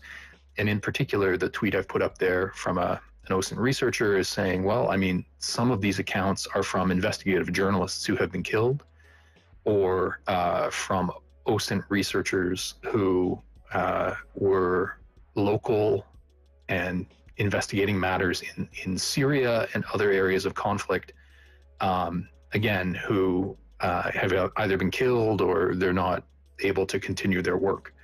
And so how that will be dealt with is an open question. I understand that Twitter has said that some of these accounts will be archived, but it's not clear exactly what archived means.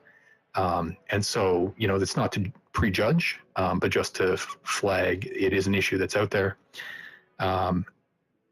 that, as time goes on, will become more and more significant because this policy of removing older accounts, presumably they'll be doing it regularly going forward. And so setting up a good process now could save a lot of fight down the road. Jacoby, go ahead.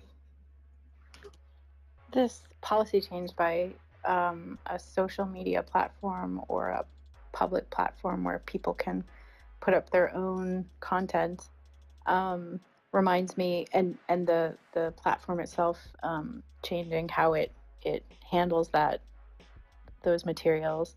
It reminds me of someone that frequents spaces that we know that has been archiving footage, and one of the reasons he got into archiving footage early on in the war going forward is because he had noticed in relation to the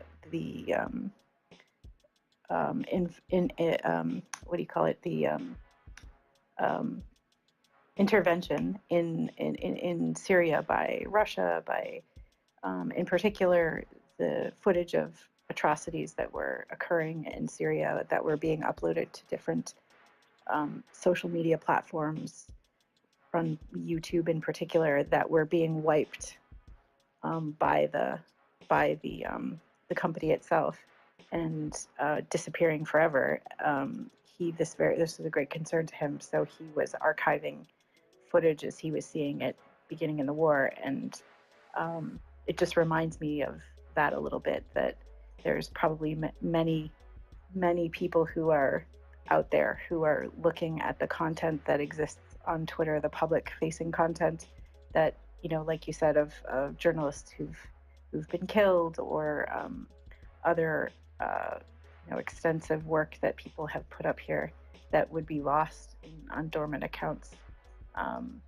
And hopefully there's different ways that they can be captured and saved, if not by the company itself, by people who are interested in the subject matter that's contained in a lot of these accounts. Well, that's a fair point, that third parties could be archiving some of the material as well.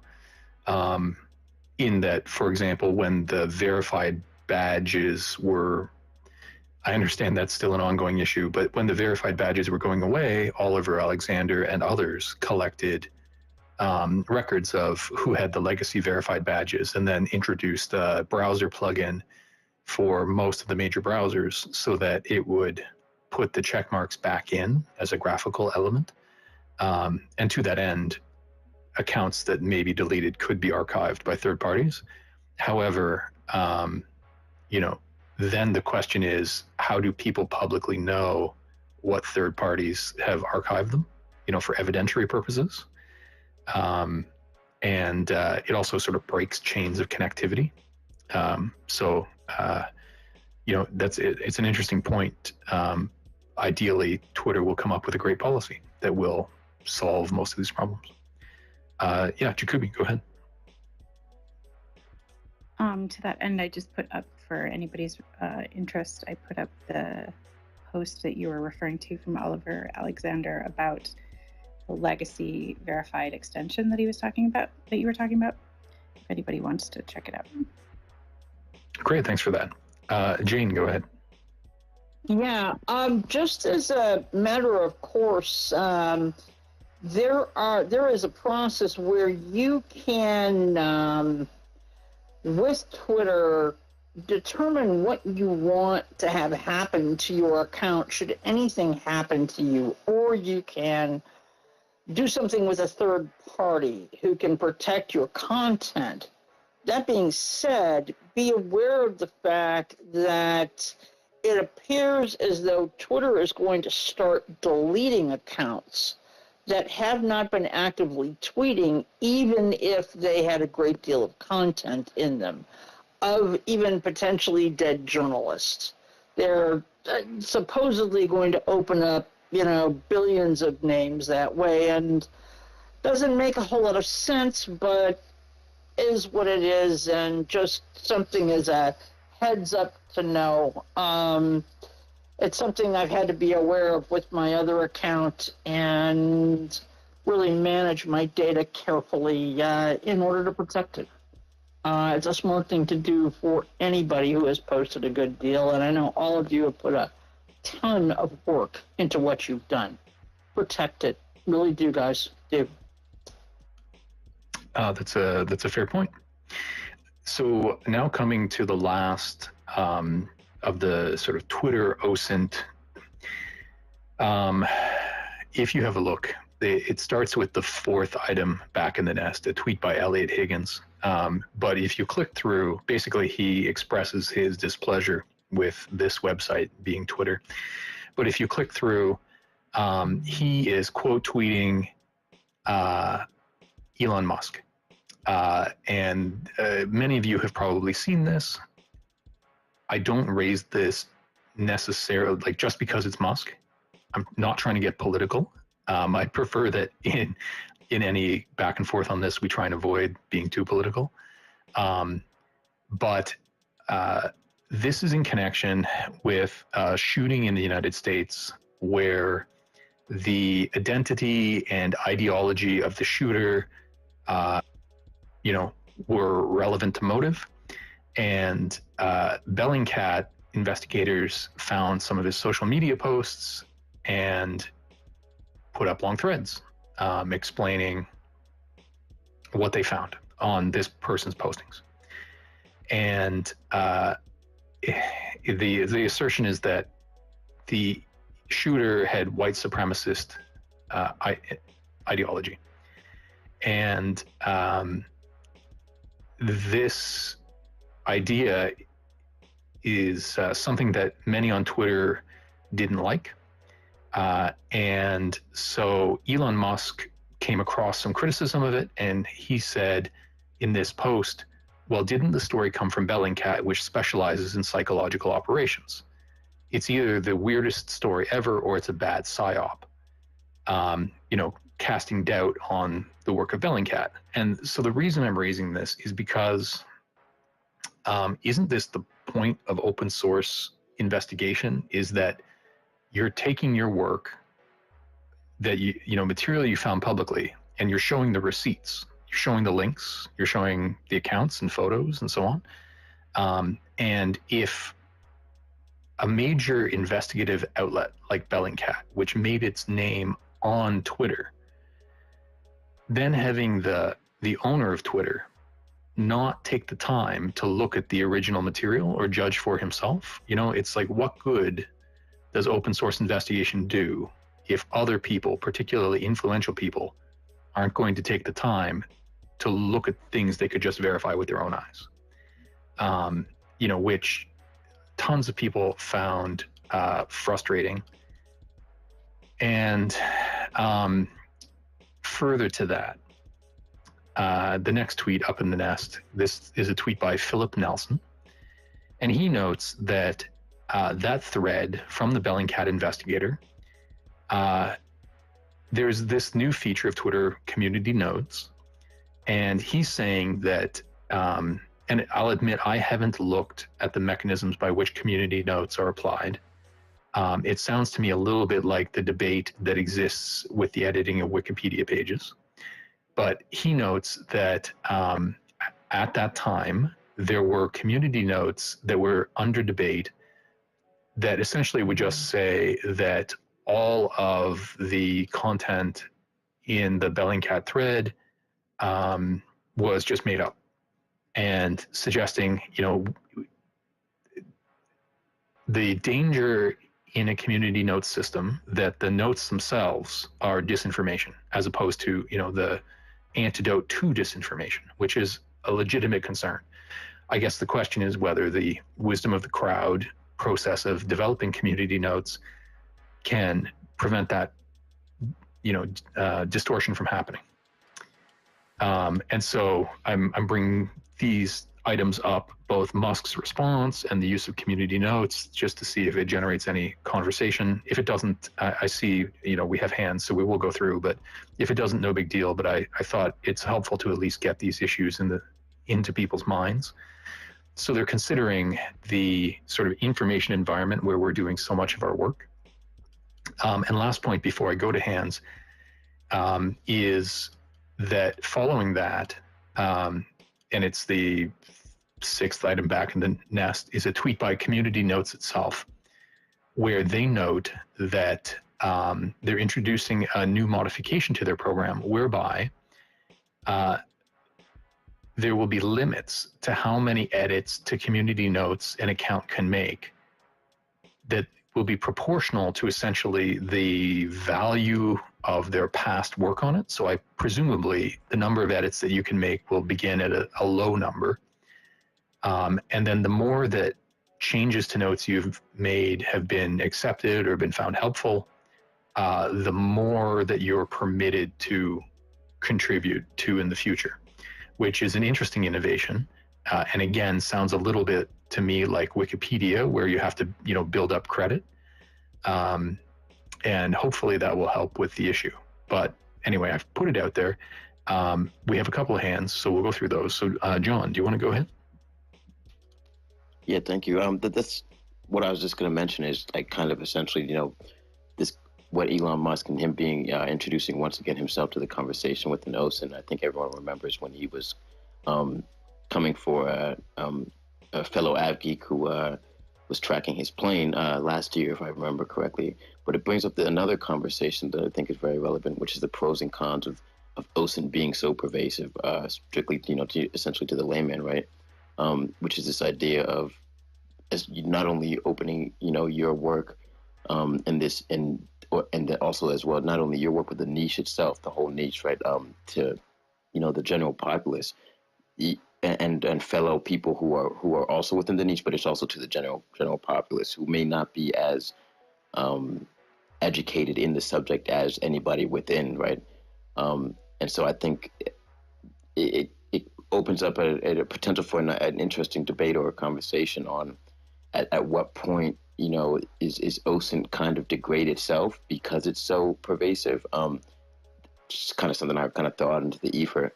But I do think at its core, OSINT is still a good thing. But that is one of the cons of the OSINT, of essentially how its makeup, right, is that anybody can view it and they can make their own opinions without even actually delving into the information. It's certainly a unique information environment that has really, initially took root on Twitter and has developed here. And so as the moderation policies here change, it'll have a significant influence on how OSINT can be conducted going forward. You would hope that it mainstreaming a little bit would broaden people's understanding of it so that they would be more open to the concept of just go and figure it out yourself. I mean, if it's done well, then you should be able to look at all the sources and make up your own mind, which is, the whole point. So thanks for that, John. Jane, you did have your hand up. Did you want to come in? Sure. I'll just say one thing. I'd be very, very cautious with what is now Community Notes, what used to be called Birdwatch. I beta tested it and I've been involved in it, and I just say this: the value of the conversations that are going on behind the scenes have been degraded significantly. There was a new tranche of people added to the group that really don't seem to understand the point of it and have turned it into sort of a new lane to argue a point. And it's unfortunate because it really has devalued something that was a valuable tool. But at the same time, Twitter has, for whatever reason, they take a lot of time to evaluate the comments that you've made to determine whether or not you can add, edits or what are in this case now called notes to the conversation. So just be really careful with it. At this point, I'm trying to avoid it as much as I can because I really don't think the conversations going on are tremendously helpful. Take that for what it's worth. It's unfortunate. In its inception, Birdwatch was really remarkable because it was really people trying to figure out whether information needed correction and how much.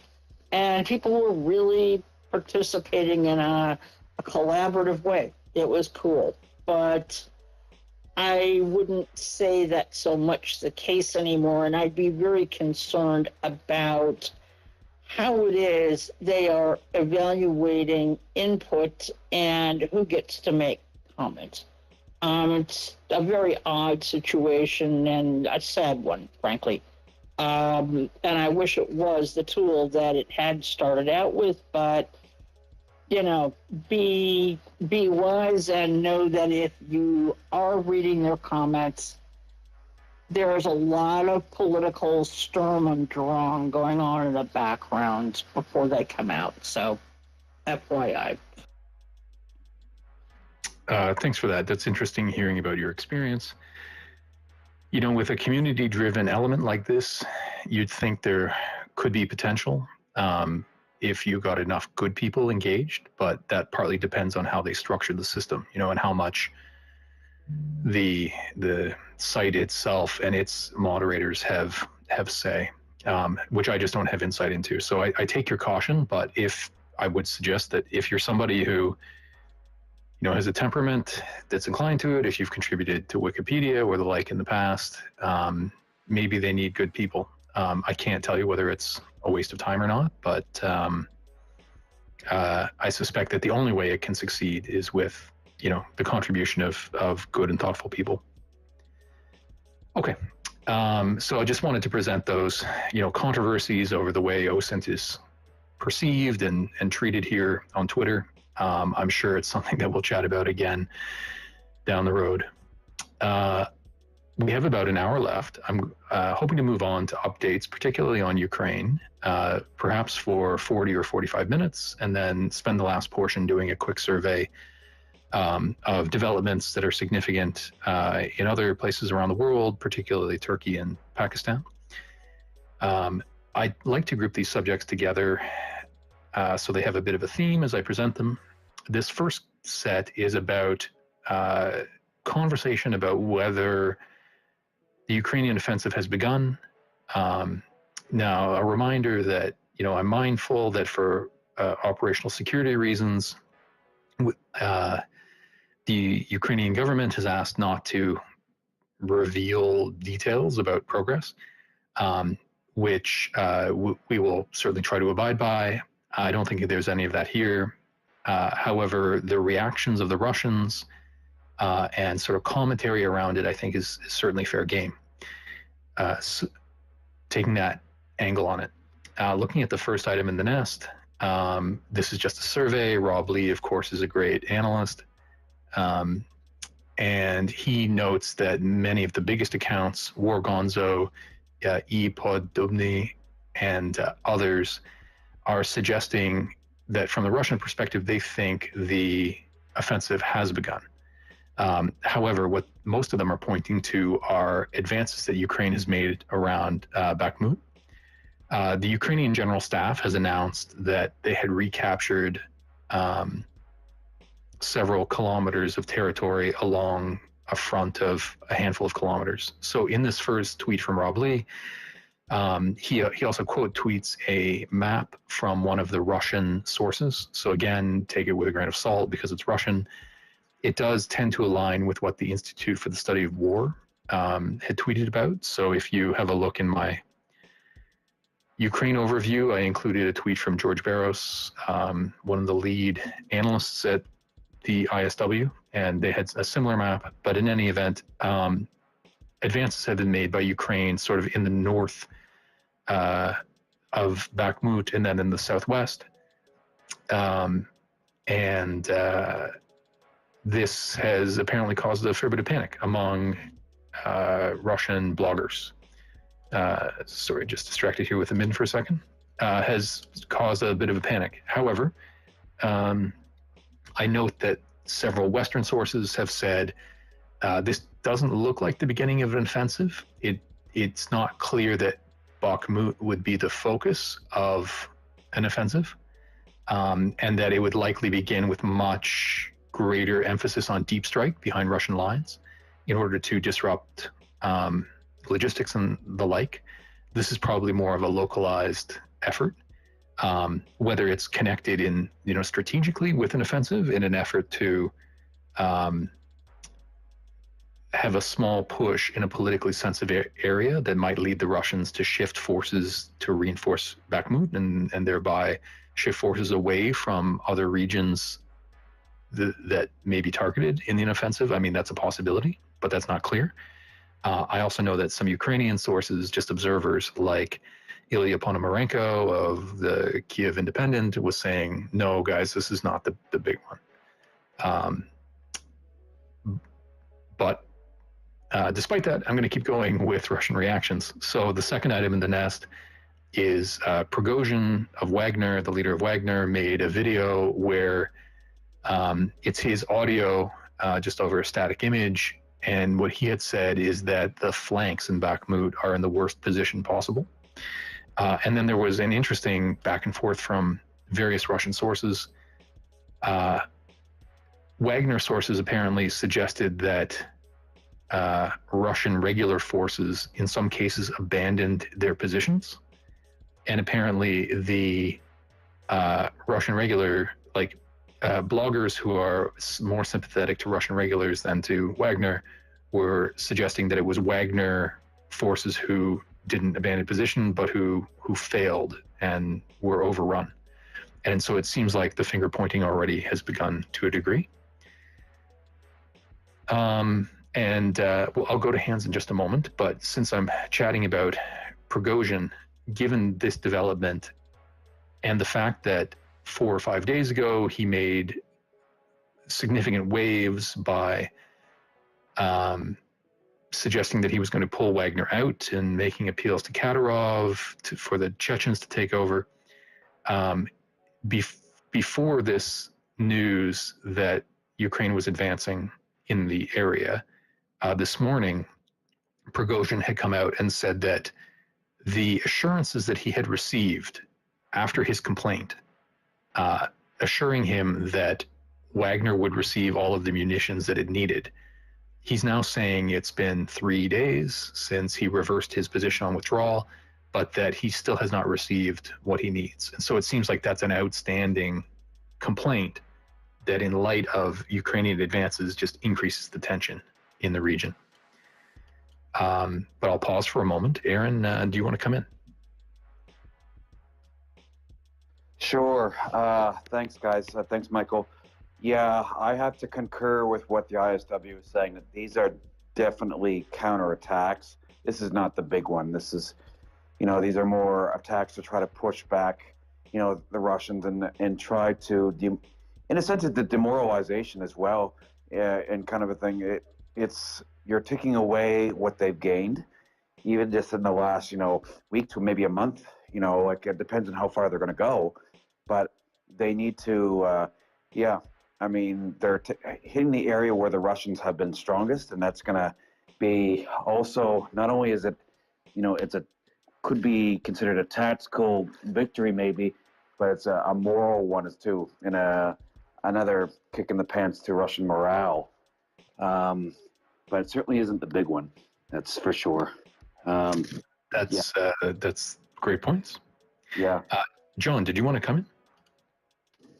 Yeah, thank you. I guess I consistently kind of disagreed a little bit, with the essentially the idea that, I wouldn't call it an idea because they are happening. There are localized counterattacks. I know ISW was talking about, the idea that because Russia had deployed, less than on par troops on the flanks of Bakhmut, the Ukrainians took advantage of that. But I kind of see, this general up-tempo of operations as, being part of as preparation for the counteroffensive, essentially probing operations, if you would call them that.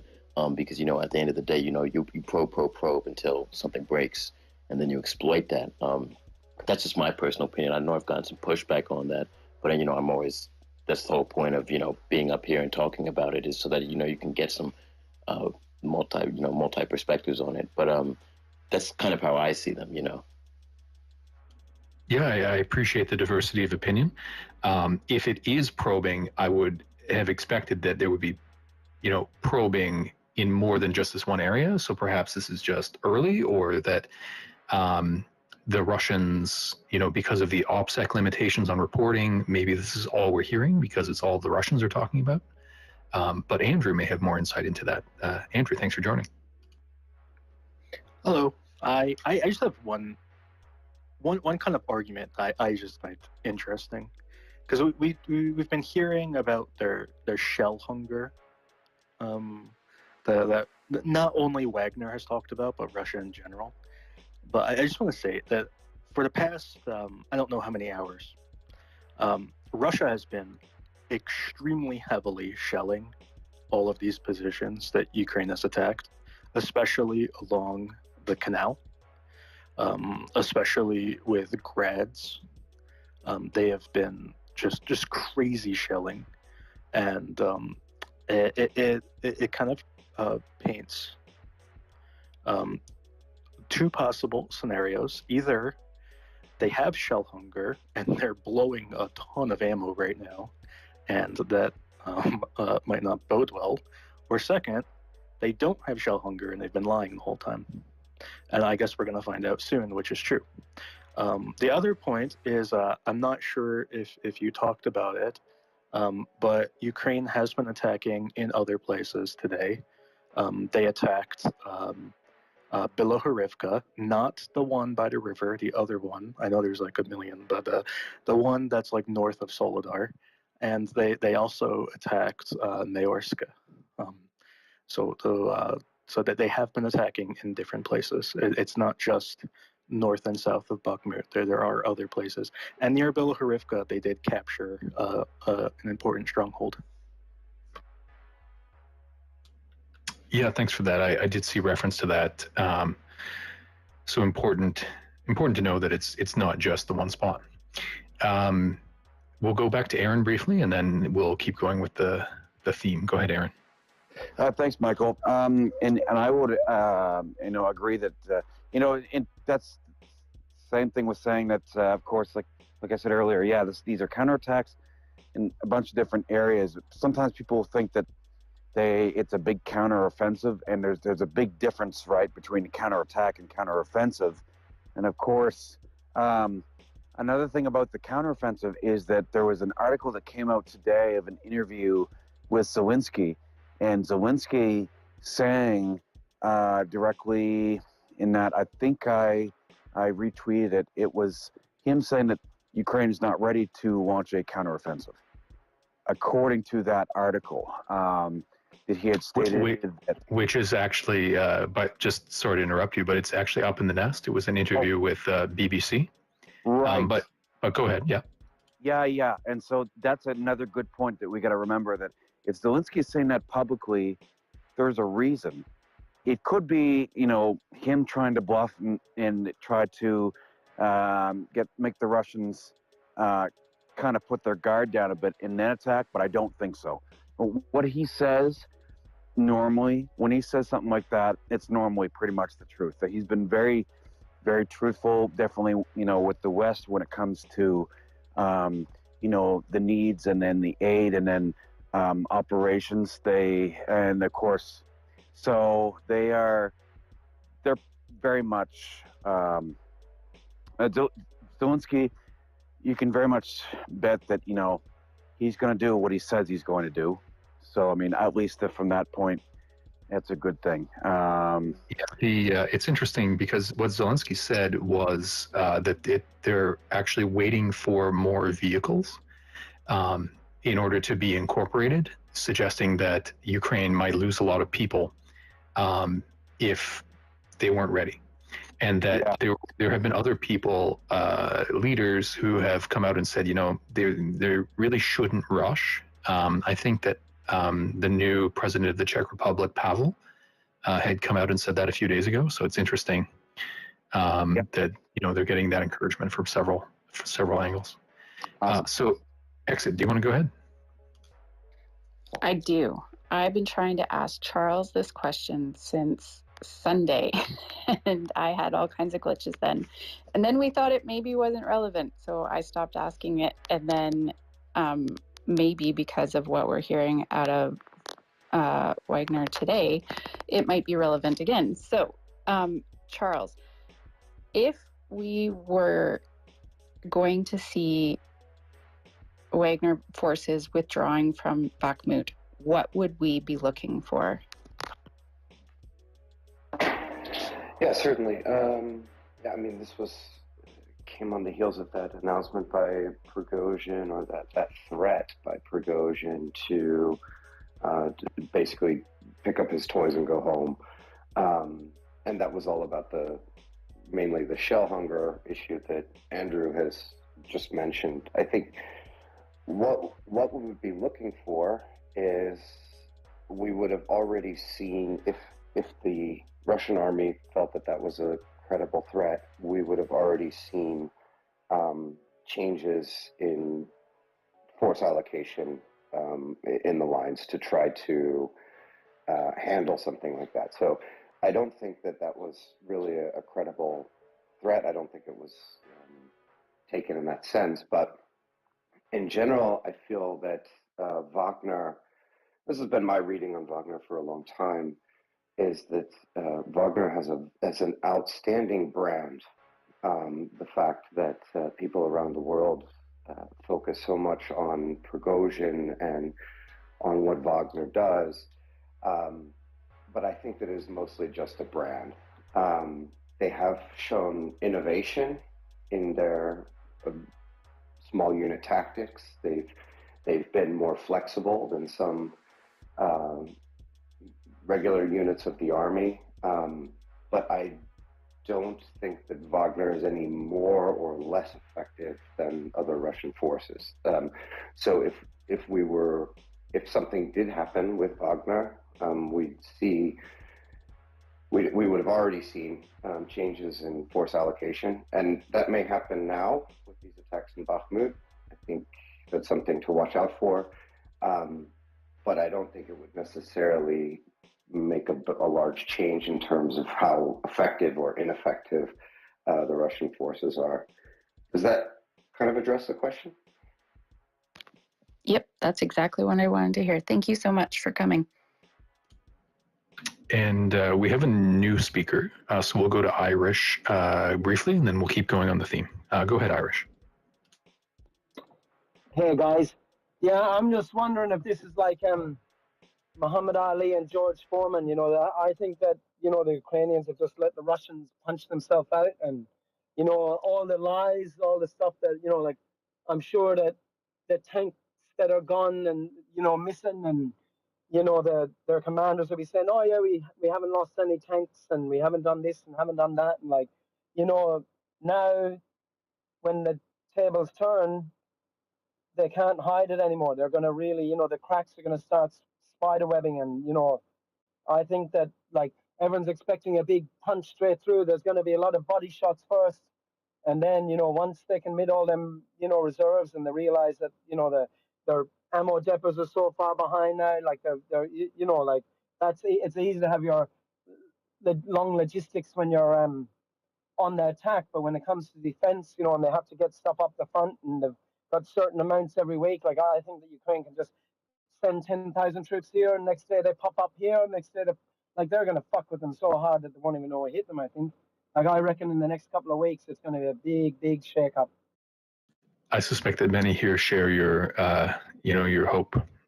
So we'll find out.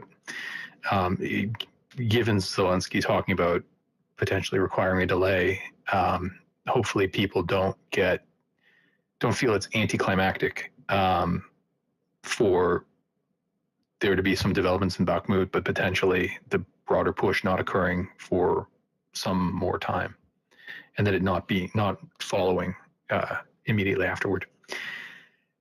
But to that end, turning back to the nest, looking at the 5th and 6th items, just this idea, on Sunday we chatted briefly about expectations management, and not thinking that this offensive has to be the end of the war. And to that end, there was a piece written in Foreign Affairs by Rob Lee and Michael Kaufman, who are two of the best Russian military analysts. And, you know, that is titled Beyond Ukraine's Offensive, with the idea that this is very unlikely to be the offensive that ends the war, and advocating that Western countries need support, you know, planning for what comes next as well, you know, which is both expectations management and also probably prudent, because the planning has to begin now. In many ways, since Zelensky is saying we have to wait on the offensive because we're still incorporating vehicles, the consequence of that is that if the vehicles had been sent sooner, maybe they would have been ready to go as soon as weather permitted. And with that lesson in hand, the idea should be, if there will be subsequent offensives, get them the equipment they need in time to maximize their effect on the battlefield. Luckily, the sixth item back in the nest, there was a press conference. This is an article in the Washington Post. I believe that the UK Foreign Secretary cleverly came to visit the United States. He did a press conference with Anthony Blinken, the Secretary of State, in which they had said that Britain and the United States will continue to support Ukraine, regardless of whether its military can recover territory in the planned counteroffensive. Which I think is a great endorsement of the idea that, support is unwavering, and it's not, to the extent there has been speculation that if there wasn't considerable success in the offensive, that some of these Western allies might reduce their support, but this is a pretty clear statement from two of the greatest supporters that that is not the case.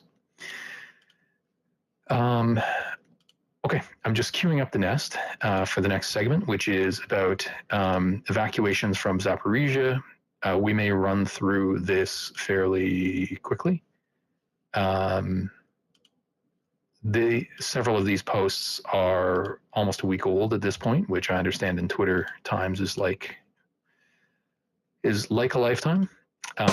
But I still thought it was interesting because it suggests, how Russia may deal with the offensive, or where they think its scope may encompass.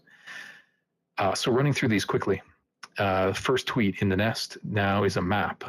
This was from 6 days ago, so last Friday, where Russia had come out and announced that it would be evacuating people from near the front in Zaporizhia. And so this is just a map of the 17 or 18 villages that were named for evacuation, which is illustrative. And then moving on in the nest to contribute to the evacuation, which is the same sort of thing that you saw Russia do in the Kherson region when it looked like Ukrainian troops were about to, encroach on that right side of the river, the west side.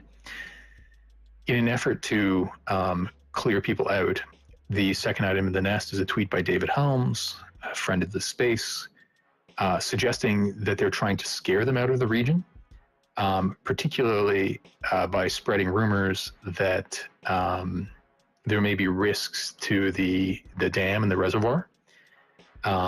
And so the local Russian media is reporting that there are risks that the dam could burst. And David's followed that matter closely, so if you want his analysis of it, have a look at that thread. However, if you then look at the third item, you'll note that he's saying, well, the Russians have actually managed the reservoir bizarrely. So when David was on and spoke with us about 2 months ago, he was talking about how almost half the water in the reservoir had been let out, and all kinds of agricultural problems and so on that could cause. But now he's noting that they've changed the state of the dam to fill the reservoir, and that it's now at a new record high water level, and that water is actually overtopping the dam. And so it's not exactly clear what the Russians are, like what their purpose is in this significant swing in reservoir levels. But it's at least worth noting. And perhaps David spoke with us about a week ago, and we talked about having him back on to talk about canal and water access. And maybe when we have him back on in a week or two, we'll toss this in if this still remains an issue. Further to, I'm sorry, before I continue, I see Charles has his hand up. Go ahead, Charles. And maybe just to add a little bit of commentary on the water levels and the situation at the dam. That thread from David was fantastic. One consideration is that in any kind of bridging operation, any kind of river crossing, even if you're just using the pontoon sections as ferries, the landing sites and the water level and current level are very, very important. So you want to have, the optimal situation is to have a stable water level, a stable and slow river, essentially, is really what you want to have for any kind of crossing operation involving ferries or even a pontoon bridge. So one speculation would be that by making it so you do not have a slow and stable river or reservoir level, that can hinder, or that would definitely hinder, any kind of Ukrainian bridging operations or pontoon operations. It's just very, very difficult to prepare landing sites, and above a certain current, you can't actually put in a fixed pontoon point to point. But even landing points at that point, if you're preparing them for onloading and offloading, that becomes very difficult if your river is not stable.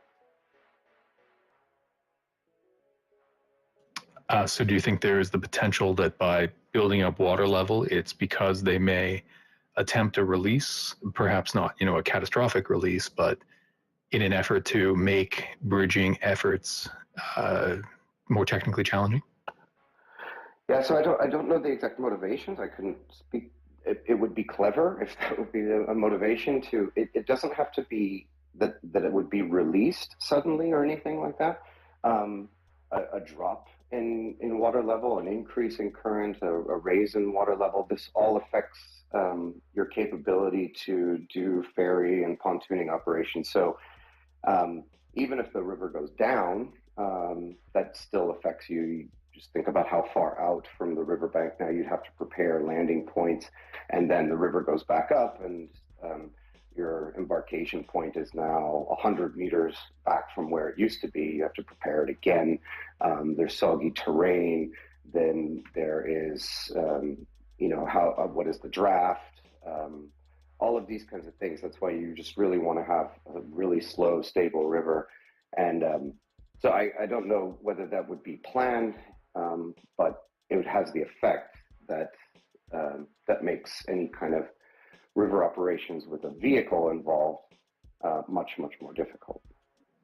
Well, we'll have to keep an eye on that then. Thanks for that. Continuing just on points in Zaporizhia quickly, starting from the fourth item back in the nest, tweet by Ukraine reporter.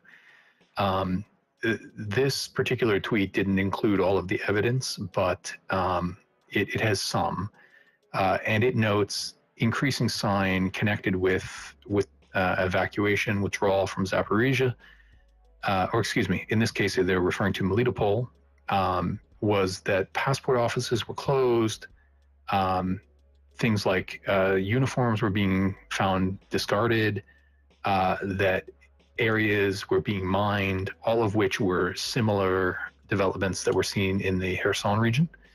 And I'll note that while I started with that map of the 18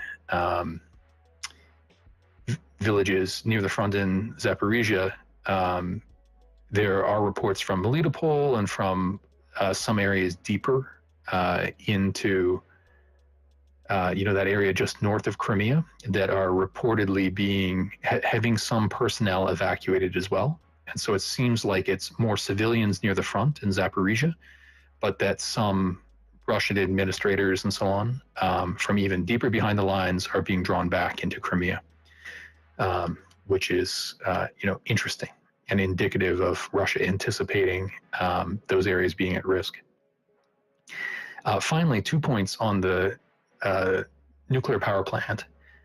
The first is just yesterday, I believe, the operator of the Zaporizhia plant came out and suggested that the Russians may now have an inability to operate the plant securely because of the large number of employees that had been evacuated, even in its current shutdown mode, which is obviously concerning and something we'll have to keep an eye on. Whether Russia is doing that, to create a narrative of risk, I'm not trying to play into their narrative, but it's a risk, so it's worth keeping an eye Related to that, but this is going back a week now, whether it was aerial photography or satellite imagery, it was also observed that the Russians had placed some explosives on the roof of one of the primary generating buildings itself, which has caused great concern. There had been previous reports of military vehicles being kept within some of the buildings, including some famous footage from when the IAEA inspectors came through. There have also been, of course, reports of artillery fire from the grounds of the plant, but setting up fighting positions on the plant buildings themselves appears to be new, which is obvious cause for some concern. So the next topic I wanted to chat about is the shoot down of the Kinzhal missile. Again, I'll go through this quickly because this was almost a week ago, so many of us have probably heard about it. What I do, I try to highlight some details that you may not have seen. So if you bear with me.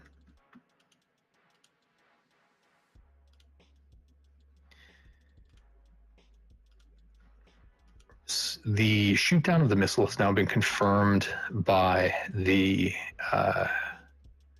by U.S. officials, who said that they've used technical means to confirm it, because there was back and forth about, was it a Kinzhal,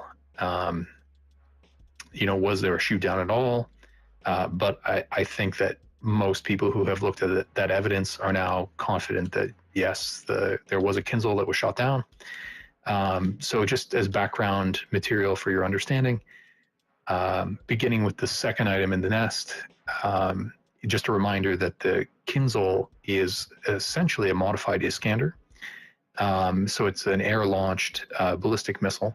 And so when they talk about it being hypersonic, apparently it can reach hypersonic speeds, but that it's not like a custom-built hypersonic of the newer generation, where it would have much more maneuverability or potentially non-ballistic flight trajectory that would be much harder to target. And so that's all in that tweet by Tyler Rogaway, who writes for the Warzone. I'll come to hands in just a moment, but just to run through these, there's also a chart in the third tweet in the nest by Shashank Joshi.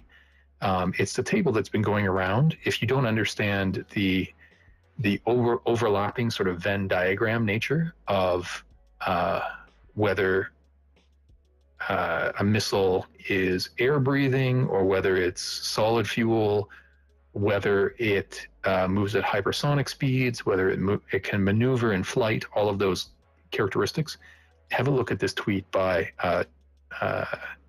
Joshi. He's actually, sorry, there's a subtweet by Tom Caraco.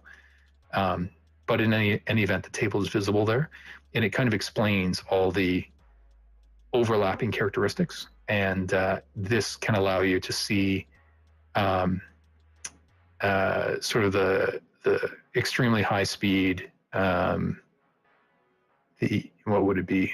I think it would be under the aeroballistic missiles, would likely be the category for Kinzhal. But I'm sure if I've gotten that wrong, somebody will correct me shortly. I'll just run through these. Yeah, sorry.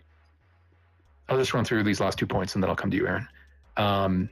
So there was debate over what kind of Patriot munition may have taken it down. And I just want to put the two alternatives that had been forwarded. So there's the PAC-2, the PAC-3. My understanding of one major distinction is that the PAC-3 is a kinetic kill, so it's a hit to kill, whereas the PAC-2 has blast fragmentation. And so the two tweets up here, one is by Ankit Panda, who's a nuclear expert and knows obviously quite a lot about missiles. And he said he suspects that it may be a PAC-2 as the damage to the wreckage appeared that it came from fragmentation as opposed to a kinetic strike. Now, I don't know whether that image, the photographic evidence was available, but John Ridge wrote a thread suggesting that it may actually have been a PAC-3. And so I put them both up so that you may like to learn about the differences, but also to the extent there's still any uncertainty, you might like to consider both arguments. Aaron, do you want to go ahead? Sure. Yeah, it's definitely it would fit the category of an aero ballistic missile. I mean, when it comes down, it will be hypersonic, maybe up to Mach 6, whatnot. But then it slows down as it aims toward it has to turn to its target. I mean, and it slows down, so then it goes to still supersonic. But I mean, thing is, hypersonic is Mach 5 and up, and with that, with the PAC-2, if it was a PAC-2 that hit it, and what it looks like it, even that'd be a blast.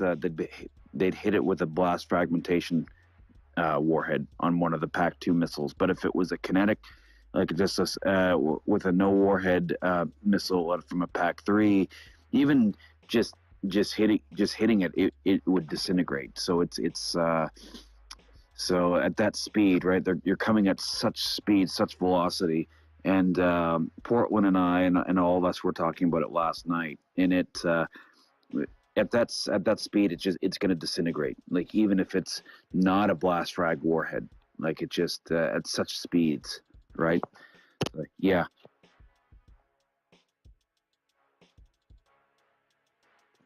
Okay. Yeah. Thanks for that, Aaron. Okay, so maybe take another 10 minutes to continue through Ukraine updates. It's looking like, as usual, we won't get anywhere near the end of what I prepared, but I guess what that means, yeah, I'm being laughed at. I guess what that means is that I'll invite you to look at the thread if you want to see all the other things I had prepared for a conversation.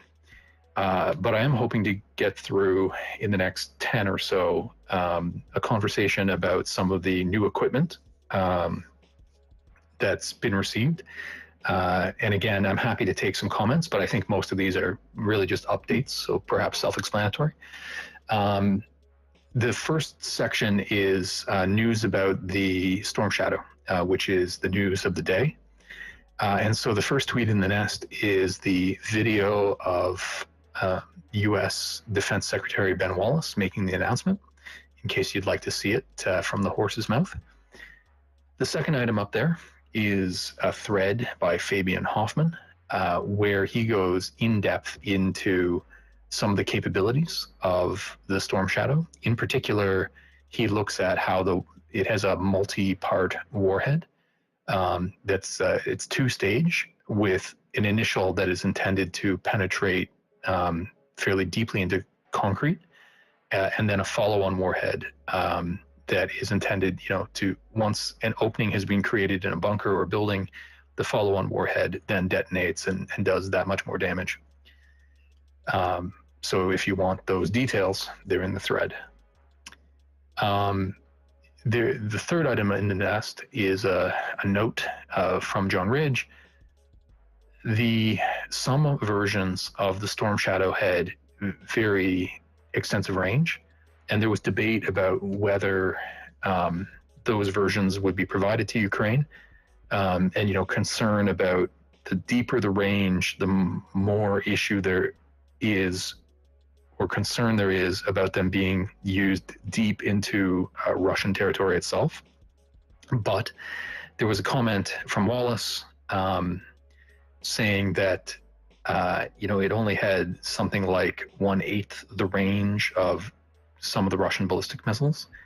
And based on that math, John is suggesting that the version being provided may have a range of only just over 250 kilometers,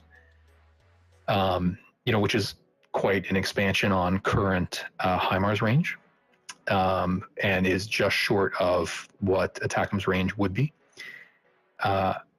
But I wanted to point out, because it's a term many may not be familiar with, that it is MTCR compliant, which is the Missile Technology Control Regime, which is really just an understanding among states that limits the proliferation of missiles with the most advanced technology. And so I just want to toss that in there as one consideration that probably was on the minds of those deciding what equipment to provide. The next item in the nest, fourth item back, is just a map overlapping the anticipated 300-kilometer range. And several people have pointed out, so that second item in the nest that goes into the detail of the Storm Shadow also highlights that it's a considerably more accurate missile than is, for example, the HIMARS munitions, because apparently the Storm Shadow has 3 separate guidance mechanisms and a sort of a better targeting capability. And so it's being suggested that the obvious application for this would be strike on the Kersh Bridge. And so it was suggested that it would be a far more effective, because we had seen HIMARS munitions used on the Antonovsky Bridge that was struck many times, I think well over a dozen times with HIMARS. There were many photos that went around at the time of sort of the pockmarking of the bridge without it being made entirely unusable. Whereas the Storm Shadow would be considerably more effective against a bridge. And so I just mentioned that as the target that many analysts seem to have in mind. The sixth item in the nest is a note from Joshi just saying, I wonder why they've announced it now, in that lots of other munitions have just been provided and then they've been used, like the HARM, for example, the anti-radiation missiles, or some of the glide bombs that have been provided, the JDAMs. So his question was, why would they announce it? Why wouldn't they just use it for its surprise effect, or to prevent the Russians from attempting to adapt in advance? I don't have the answer to that question, but I thought it was an interesting question. So I put it out there, just because you might want to work through that for yourselves. Last point, and then I'll go to hands. Sixth item back in the nest. The UK, about a week ago, had put out a request for proposal for the provision of missiles for Ukraine. And it's not clear that the Storm Shadow is that missile, in that given the Storm Shadow has been provided, that would be an extremely fast turnaround on a sort of contract request. And so before the Storm Shadow was announced, there was speculation about other types, and one that was highlighted was this Turkish missile called the Khan that has a range of 280 kilometers. And I just want to toss those out there, because to the extent that there is an additional acquisition process ongoing for potentially a less expensive missile, so a different price capability combination, some of these alternatives that were being pitched around might also be provided to Ukraine. It will be interesting to see if Wallace or the UK Ministry of Defense clarifies that down the road. But I think Cameron was first, and then we'll go to John. Go ahead, Cameron. Yeah, so I was just going to talk a little bit about like Storm Shadow and then the Khan missile. Great that you brought that up. So with Storm Shadow, there are a few limitations where it's like, if they really did get the range, the one with only 250 kilometers range, hitting the Kerch Bridge may actually put the pilot at risk. It's still very plausible given the distance, but if we look at like some of the closer Ukrainian lands still controlled by Ukraine, like the city of Zaporizhia and parts of that region, it can still be almost 300 miles from there to the Kerch Bridge. There's certain parts where it's a little bit under, 250 and stuff like that, and 100. So, I mean, it can still be hit, but they're going to have to get almost within range of Russian ground-based air defenses, if not within range. I'm hoping that, those reports are wrong and the longer range missile has been provided. but it looks a little unlikely. They can still hit these targets. It just might put aircraft in a little more risk when you're talking about the very edge of Crimea and the very edge of the Kerch Bridge. Also, with the Turkish Khan missile, something that's interesting to note is that they do have kind of MLRS launchers like ATACMS that can also fire some other munitions as well. And I believe it's even in a GPS jammed environment able to get within 100 of a target. And without GPS, it's just still have a CEP, meaning landing half the time in an area of 10 meters. So it's still a very good option. Although I haven't seen procurement of this missile by many countries, and I'd have to look into Turkish deployment of it.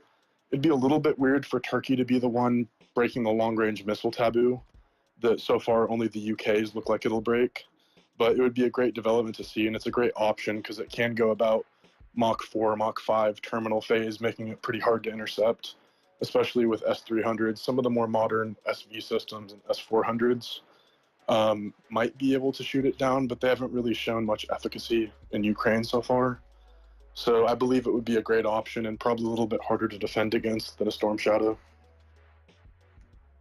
Great points. I didn't know that about the Khan. It's other than having heard it was an option, I haven't dug into it. So thanks for those details. John, go ahead. Thank you. Good to see Cameron as well in here. I haven't seen it. I haven't been in space with him in a while. You had spoken to the idea, not the idea of, but how they put out the request for this showing that they had this operational requirement there, MOD. But then it's kind of weird that they announced then that they had already given Ukraine some Storm Shadow missiles. I think what essentially this is, right, is they're giving Ukraine what they need to fulfill their operational needs right now, right? And then in the long term is essentially what the request is talking about. That's what I would assume, because at the end of the day, I do think that the counteroffensive is going to come before the request can be fulfilled and procured, and then obviously made and sent over there. So I think they're trying to fulfill their operational needs right now, for the time being, because and then give them the the long-term ability to field this weapon system or this capability as well. Well, thanks for that, John. Aaron, do you want to go ahead?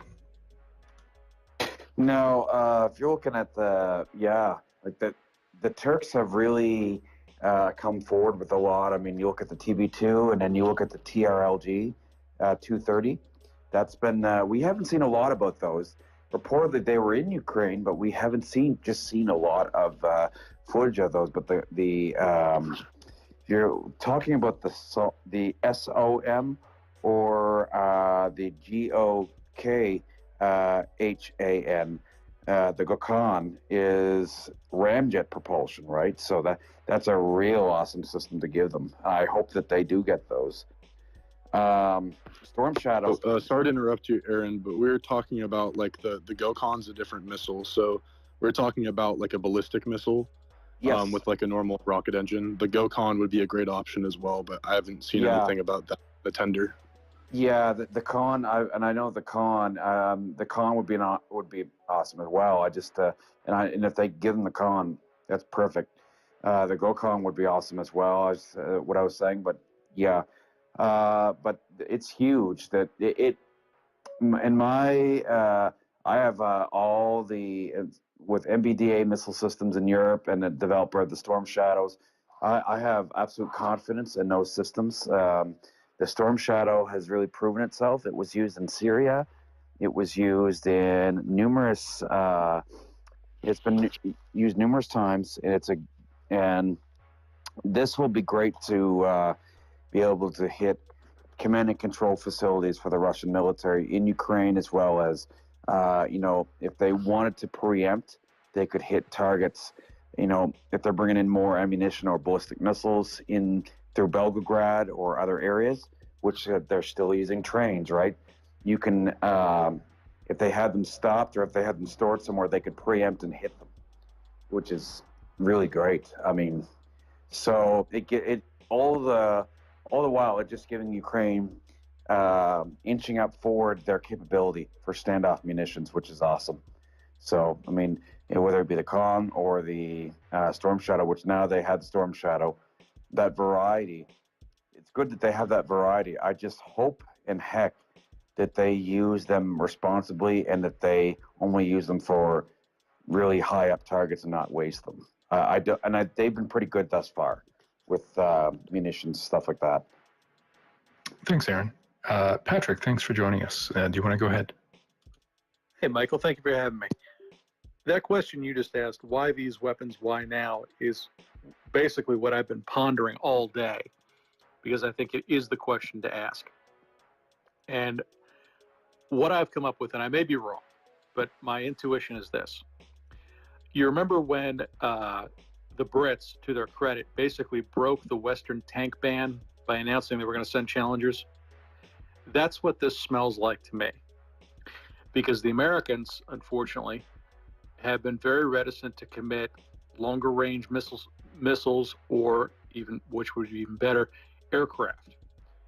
And this seems to kind of hedge the position between the two and make a point of saying, look, we can send these kinds of systems. They can be adapted. We can send them. They can have an impact. And the timing of this, I think, is significant because it sounds to me like the Brits want these systems in operation at or shortly after whatever counteroffensive is launched. I assume they have, at least some idea of when the Ukrainians are thinking about commencing that operation.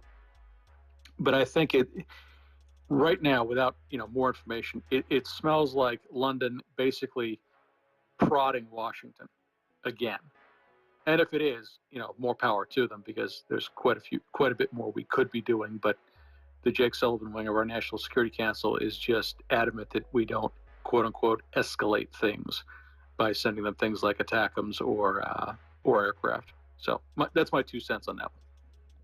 Well, and it was interesting that because you say adapt the missiles as well, that they announced that they would be air-fired because there was some debate before the announcement about, would they have a ground launcher? And so they must have been thinking carefully about this for a while in order to be confident that they can be integrated in that way. Precisely, yes. Mm-hmm. Interesting. Okay. Well, thanks, Patrick. I saw 2 other hands go up. So I think it was Cameron and then John. Yeah, so Patrick and anybody else that doesn't push on this, I just wanted to see how you feel about the excuse the administration's been giving about inadequate munitions stockpiles in terms of excuses to transfer ATACMS.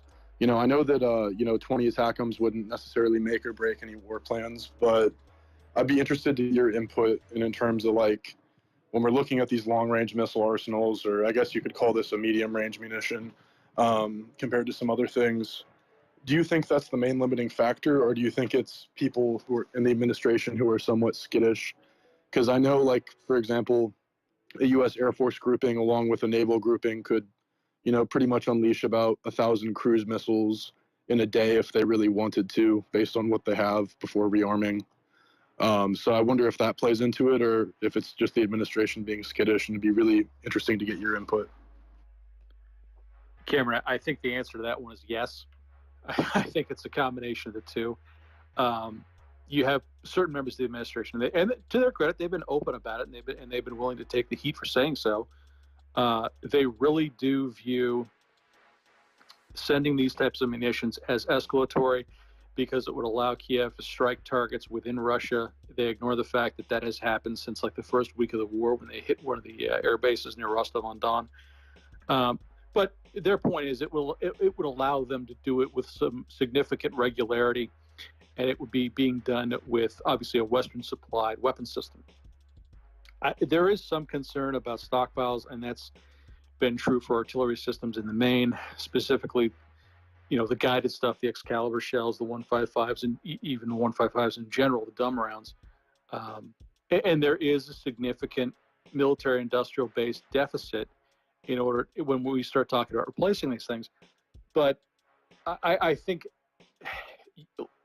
for example, you could send a dozen of those things and just let them take down the Kerch Bridge for good. You could do that. And it probably wouldn't impact our stockpile to a degree that would be noticeable either in the short or the long term. I think the skittishness you mentioned has a great deal more to do with it than sending them, a dozen or 2 dozen of these things to destroy very high value, very high impact strategic targets. They just don't want to do it.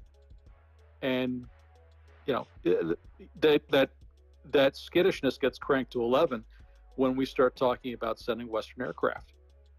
I mean, we've heard the National Security Advisor, we've heard people from the Pentagon. They do not want to do it, and they will invent endless excuses as to why they can't. Well, hopefully this breaks the log jam a little bit, as you suggest, through its announcement. John, and then Dr. Paul. Go ahead, John. Yeah, thanks. I'm actually glad that the last thing Patrick said when he said invent endless excuses, because I think another excuse that's used a lot is this, the possibility of nuclear escalation. So that's why we're not going to escalate. But if you remember last year, right?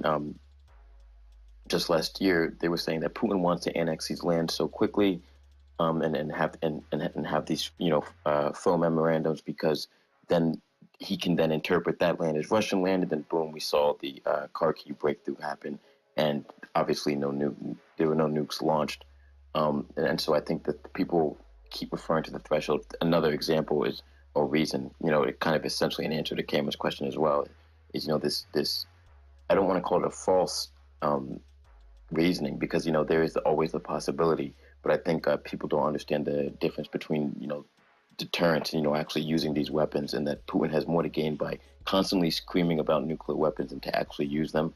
And I think that's one excuse that's also used a lot, that you see a lot in the United States, that, hey, we can't send this over because then, Putin's going to launch nukes, which is not in Putin's best interest. And I think Putin knows that more than anybody.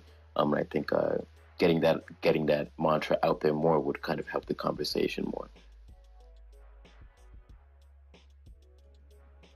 Thank you for that. Dr. Paul, go ahead. Hey, thanks, Michael. And I got a question for Charles and Patrick. I'm really curious your guys' view on how many of these things will be needed to really make a big impact. So if we think about it, right, there's companies, there's battalions, there's brigades, there's divisions, and Russia has, like last I saw, is about over 300,000 troops there in Ukraine, which is more than at the start of the war. And at the beginning of the war, we were talking about there's 100 BTGs. Well, we've killed 100 BTGs, or killed and wounded at least 100 BTGs worth, or close to it by now, supposedly. And I guess my question is, how many of these missiles would be needed to really cause, how many strategic targets are there for the number of troops that are present? Previously, if there's 100 BTGs, how many strategic targets would be needed to cause a collapse, let's just call it the Zaporizhzhia Oblast, or the southern front, or up in the east? I'm just trying to get a sense of what volume of these missiles would be needed to really cause a strategic impact on the course of the war.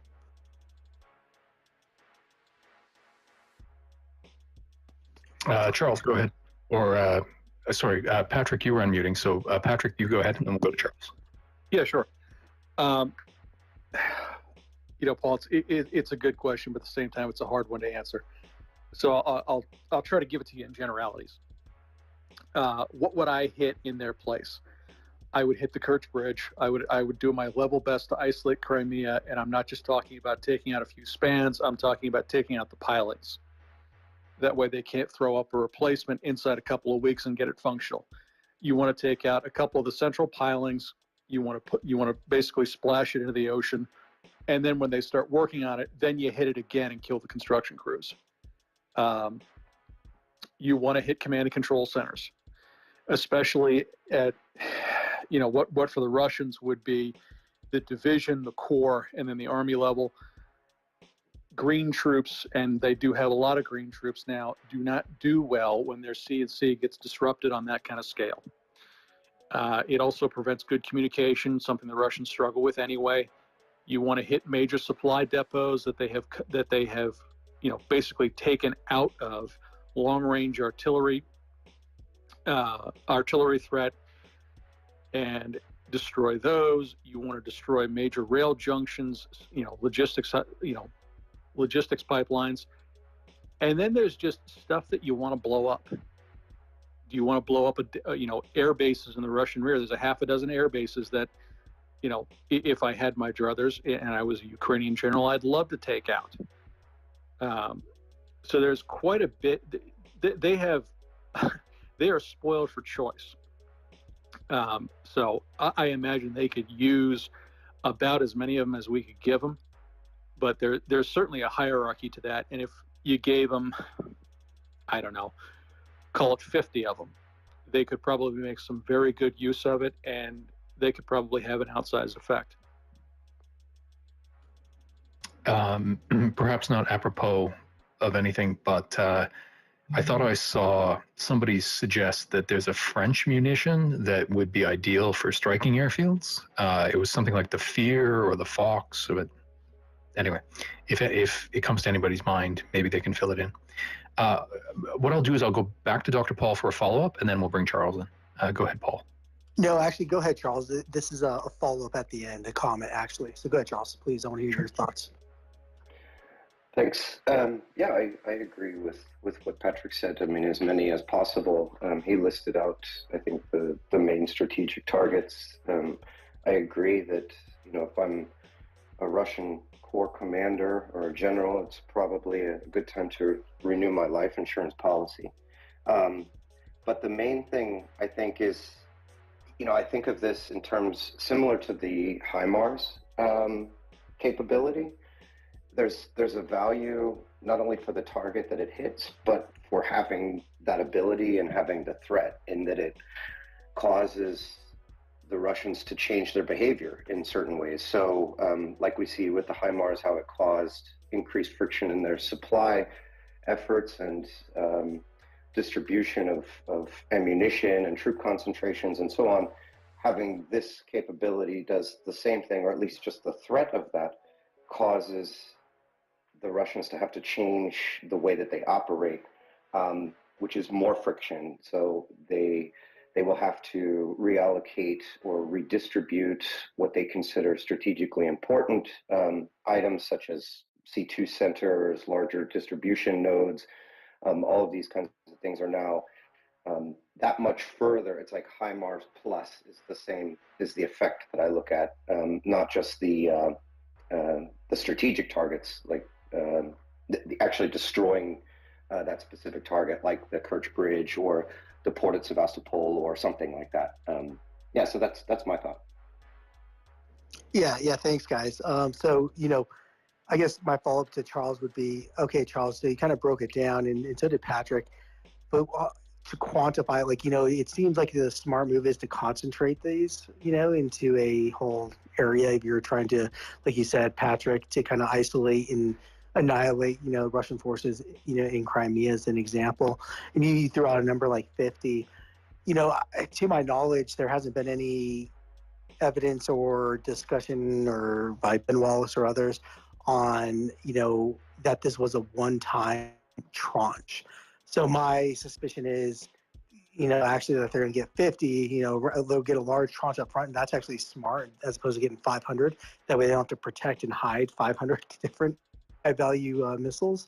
But, is there any reason on, Patrick or Charles or, anybody else on the space, Aaron or Michael, why there wouldn't be a reason for us to expect that this will be a recurring volume per month or per quarter, however it ends up being, but like a recurring resupply over time? Yeah, I mean, I think, these are limited supply items. I think that, we'll see similar as we've seen with HIMARS or with other systems like this, the UK will be able to provide as many as they can from, at the rate that they feel comfortable or that they're able to do. In the use of them, the Ukrainians will want to augment the effect of every one that they shoot, so that the impact on the Russian side is more than simply the damage of that target.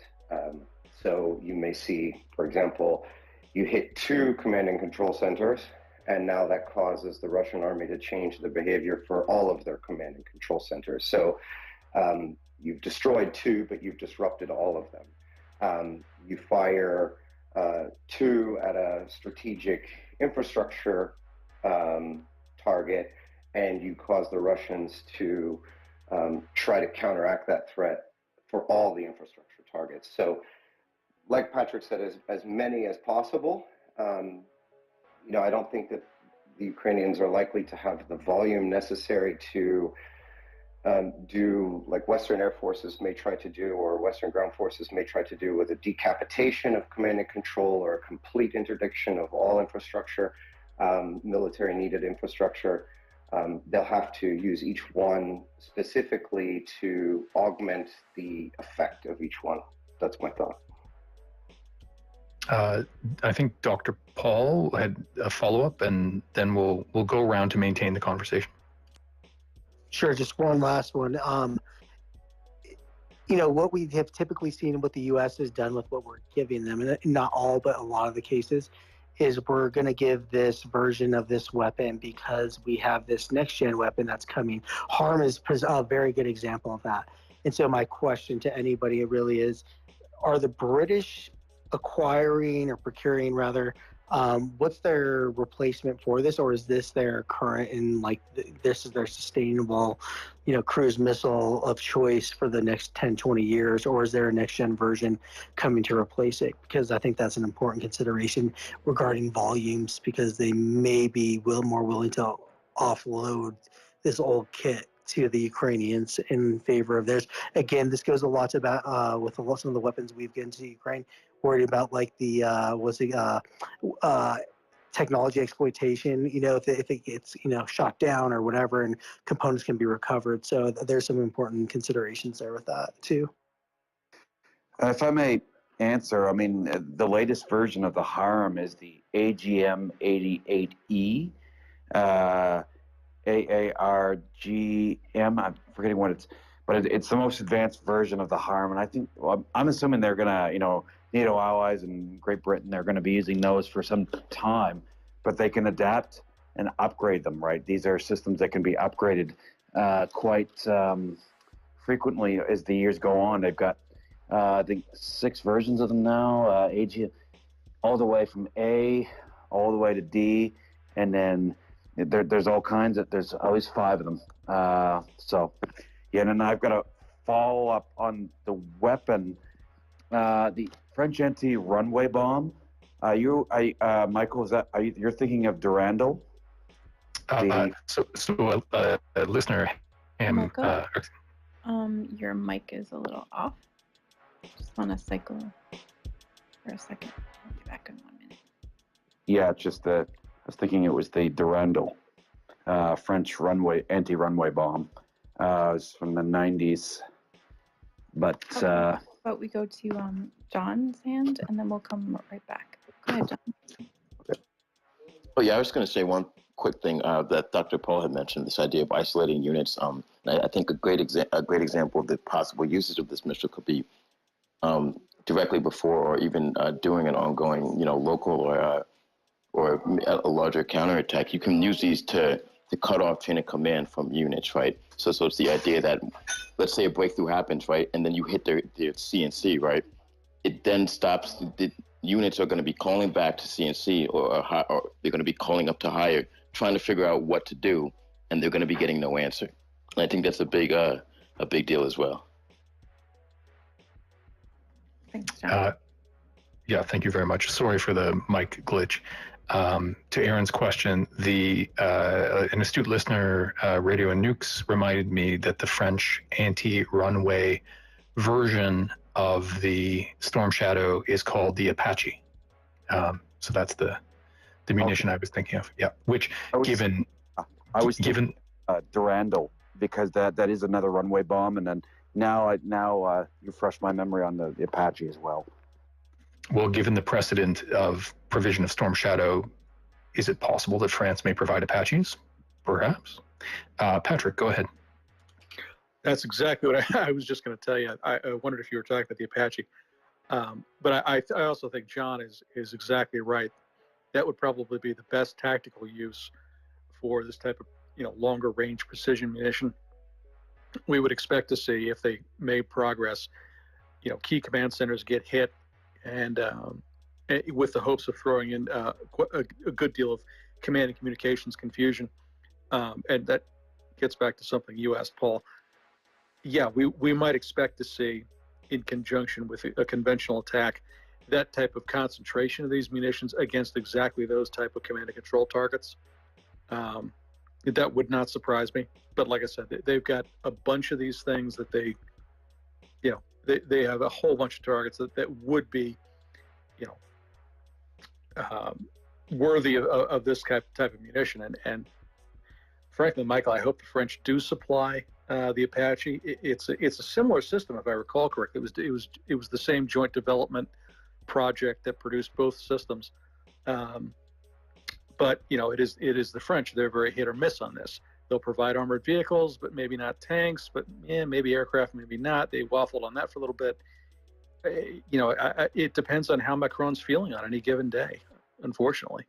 And I think they're the only ones to use the Apache, even though both of them use the Storm Shadow. I think that's correct. I'm also hearing people suggest that France may not be completely open about the equipment it's providing, but that argument in general, while certainly true, I know some of the Nordic countries have taken that approach. If you say, oh, well, they're not telling us, so they're probably there, we can't know the unknowable. So hopefully, number one, they provide them, and hopefully number two, they tell people so that it's understood what's capable. Aaron, do you want to go ahead briefly, and then we'll go to Cameron? Yeah, just before, both like the Apache and the Storm Shadow are MBDA missile systems. That's right, and those are the same. MBDA France is actually the developer of the Apache. Why I was thinking Durandal is I was stuck on the runway thing. So thanks. Yeah, we've all been there. Cameron, go ahead. Yeah, sorry, I'll kind of be dropping up and down the whole night. I'm kind of doing some stuff in the background, but I just wanted to talk about like affecting runways. I think when we're talking about like short range aircraft like fighter jets, this can have a decent effect, but besides the glide bombs, we're not really seeing closely deployed fighter jets deploying a lot of munitions against Ukraine. It is happening, just not to the same level that we'd see in a lot of other conflicts. I do think that even though those runway bombs would be useful, they're not really going to stop the cruise missile attacks, which are the main type of air attack we've been seeing. Because those bombers can take off way, way further away than the combat aircraft and the helicopters can. So it may be interesting to destroy some equipment, destroy some fuel and logistics depots. But I'm not sure how useful the actual anti-runway weapon would be when a lot of the attacks we're seeing come from far away. It might have some effect, but I don't think it's necessarily the answer to everything, just because we're seeing combat air power come from hundreds, if not 1,000 miles away, and we're seeing a lot of stuff come out of Ingalls. And there is some effect it'll have. I'm just not convinced that it's the solution. Patrick, would you like to go ahead? Thanks, Michael. Yeah, Cameron, I don't disagree with you.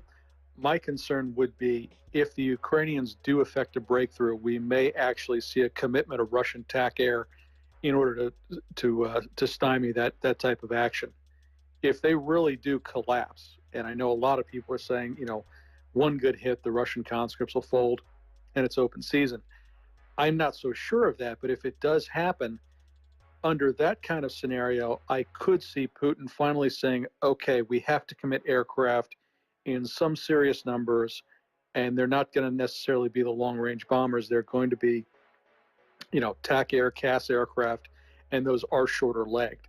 So, yeah, to the extent that what we're seeing right now, you're exactly right. I was more talking about, if it really does go bad for them, they may be forced to commit some of those platforms. Okay, guys. Well, thanks very much for that back and forth discussion. I think we drew out a lot of good details there. So we are over my planned runtime, but there are a couple of things I want to get to that are time sensitive. So we'll keep running a little while longer. But I will speed run a few of these items. Just on a few items on the equipment front, looking up in the nest, There's a tweet from Null Reports. We've had a discussion before about how Rheinmetall has talked about setting up a plant in Ukraine. Well, there was a write-up in German newspaper Handelsblatt about that. I have scanned it, but for those of you who are interested in it, there might be new details in there. So if you're keen to try and root out any details, have a look at that. Given that we talked about how Zelensky said they may take a little bit longer to initiate the offensive because they're still integrating equipment, I wanted to point out, up in the nest, a tweet by Edward Christie. This was about a week ago, but at that time, Denmark had announced that they were purchasing 80 Leopard 1 tanks. And the announcement was that those Leopard tanks would begin to arrive June the 1st. So I just wanted to highlight that that's a considerable chunk of equipment that will likely come after the offensive has been initiated. I have no idea what the turnaround time will be in order to put those in the hands of a unit so that they can be effective, whether they can even be deployed in this offensive. But I just wanted to point out that there are still, tranches of significant numbers of equipment that will be flowing in. On the aircraft front, if you have a look in the nest, that's the tweet that starts with 14 Polish MiGs. Just a quick survey on that subject. Poland had recently provided, I believe it was 8 of their MiGs. And it was announced just today that the remaining 6 had been delivered. So again, new equipment that has to be integrated in order to be useful for the offensive. There was some speculation. The Czech President Pavel, he made an announcement that they're providing air defense systems. I believe it's the Cub. But then he also speculated at the possibility of they're providing L-159, which are lighter aircraft. But it's not one that had been talked about very much. So, it was a new development. The set of Croatian helicopters were delivered, which is great news. Those were 14 of the Mi-8s. Then there are 2 items in that same tweet. One is an article from The Atlantic written by Phillips O'Brien and Edward Stringer, who is a retired British Air Marshal, about how they believe the reasons the United States appears to have in mind in refusing to provide F-16s, they think those reasons are unconvincing, and their argument for why the U.S. should change its mind on provision of F-16s.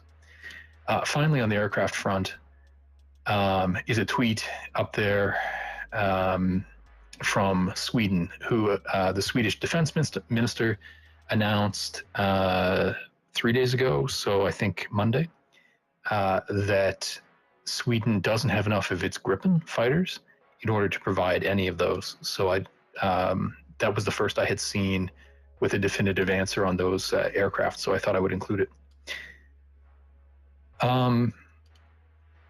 There was a really great graphic that was created by Vladimir, sorry, just a minute. I think it's Vladimir Dachenko, and I will put it up in the nest. It was inspired, so I and a few others who are here decided to stay up until ridiculous hours in the morning to watch the Victory Day parade just in case something crazy happened. Spoiler alert, nothing crazy happened. It was very short. The Russians had surprisingly little equipment on display. Given that's sort of a time-sensitive matter, I thought I would just put it up in the nest. Included there are a map of the canceled parades. There were something like 25 canceled parades in Russia, particularly near the Ukrainian border out of fears of drone strikes. There's also a summary of the substance of Putin's speech, if anybody cares. You probably should not, because it was not very informative at all. But that prompted me to highlight this graphic by Vladimir, who is an interesting guy. He writes for Forbes Ukraine, and he drew a graphic comparing the remaining equipment supply of Russia and Ukraine, suggesting that at this point, Ukraine may have just as many tanks as Russia does in the fight. So that's the first item in the nest, and you might appreciate that comparison. Finally, time sensitive on the Ukraine front, then I'll get to one or two international matters. This is something that we could dig into more if people were interested. If you are, please let me know. But just in the last 3 or 4 days, France has come out and declared Wagner to be a terrorist entity. At the same time, it came out in the UK that while the measure hasn't actually been taken, it seems almost certain to pass that Britain will do the same. At the same time, just the other day, a reporter for Agence France Presse, Armand Solden, was killed in Ukraine. And in connection with that, France came out and announced they would be opening a war crime investigation into Armand's death, which, you know, in terms of, it's coincidental that it happened along with the designation of Wagner as a terrorist entity, but it seems relevant and connected. Having seen France and the UK take these steps, I saw several voices calling for the US Congress to adopt or approve the HARM Act. We've discussed it in spaces before. I just wanted to include the text of it for any people who weren't familiar with it. And so if you look in that tweet that's in the nest that's titled Wagner, a link to the text of the HARM Act is available there. Okay, I had hoped to touch quickly on events. We may not generate very much discussion, but I wanted to highlight some resources on events in Pakistan and then briefly touch on some developments in Turkey. The Turkish issue in particular is timely because the election is going to be held on Sunday, May the 14th. And so some of these developments will give you a sense of what we can expect. And that by the time we have our conversation on Sunday afternoon at 4 p.m., the results may be known. If one of the candidates reaches greater than 50%, then they may win in the first round. So sorry, I'm just pulling it up. So I'm going to put up a few resources on Pakistan first.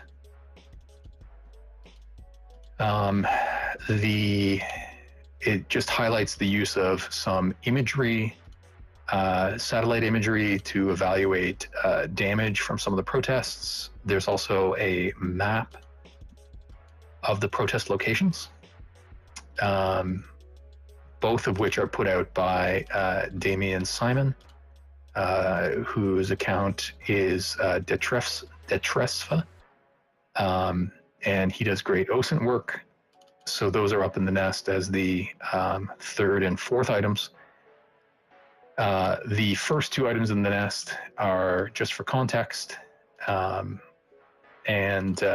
these protests are in connection with the arrest of former Prime Minister Imran Khan. And, so this is a political fight. There was a situation where Khan was removed from office by the parliament after a confrontation between him and the legislature. There was, quite a controversy. It appears that some of it has just been kicked down the road. And so the first item is an interview that he gave to Time magazine on his plans to attempt to return to power. And that's causing tension because those same forces that had him removed in the first place are still in the legislature. So that's as background. He was then arrested, which generated all of these protests. that you can see on the map. And then the breaking news today, as you can see in the BBC article in the Nest, is that the Pakistani Supreme Court has ruled that his arrest was illegal and that he must be released. And so if he is in fact released, that may lower the temperature on tensions. These protests were different in some ways in kind than others, in that several military locations, not bases, but houses, schools for military families and so on, were overrun and burned. And so, sort of violence at that level as against the Pakistani military is quite unusual. And so given that the court has said he must be released, I haven't yet seen a statement he has been. If he is not, presumably that will accelerate the protests and potentially violence considerably. If he is released, then it may just delay the matter, and that tension, will persist until worked out politically. John, do you want to go ahead?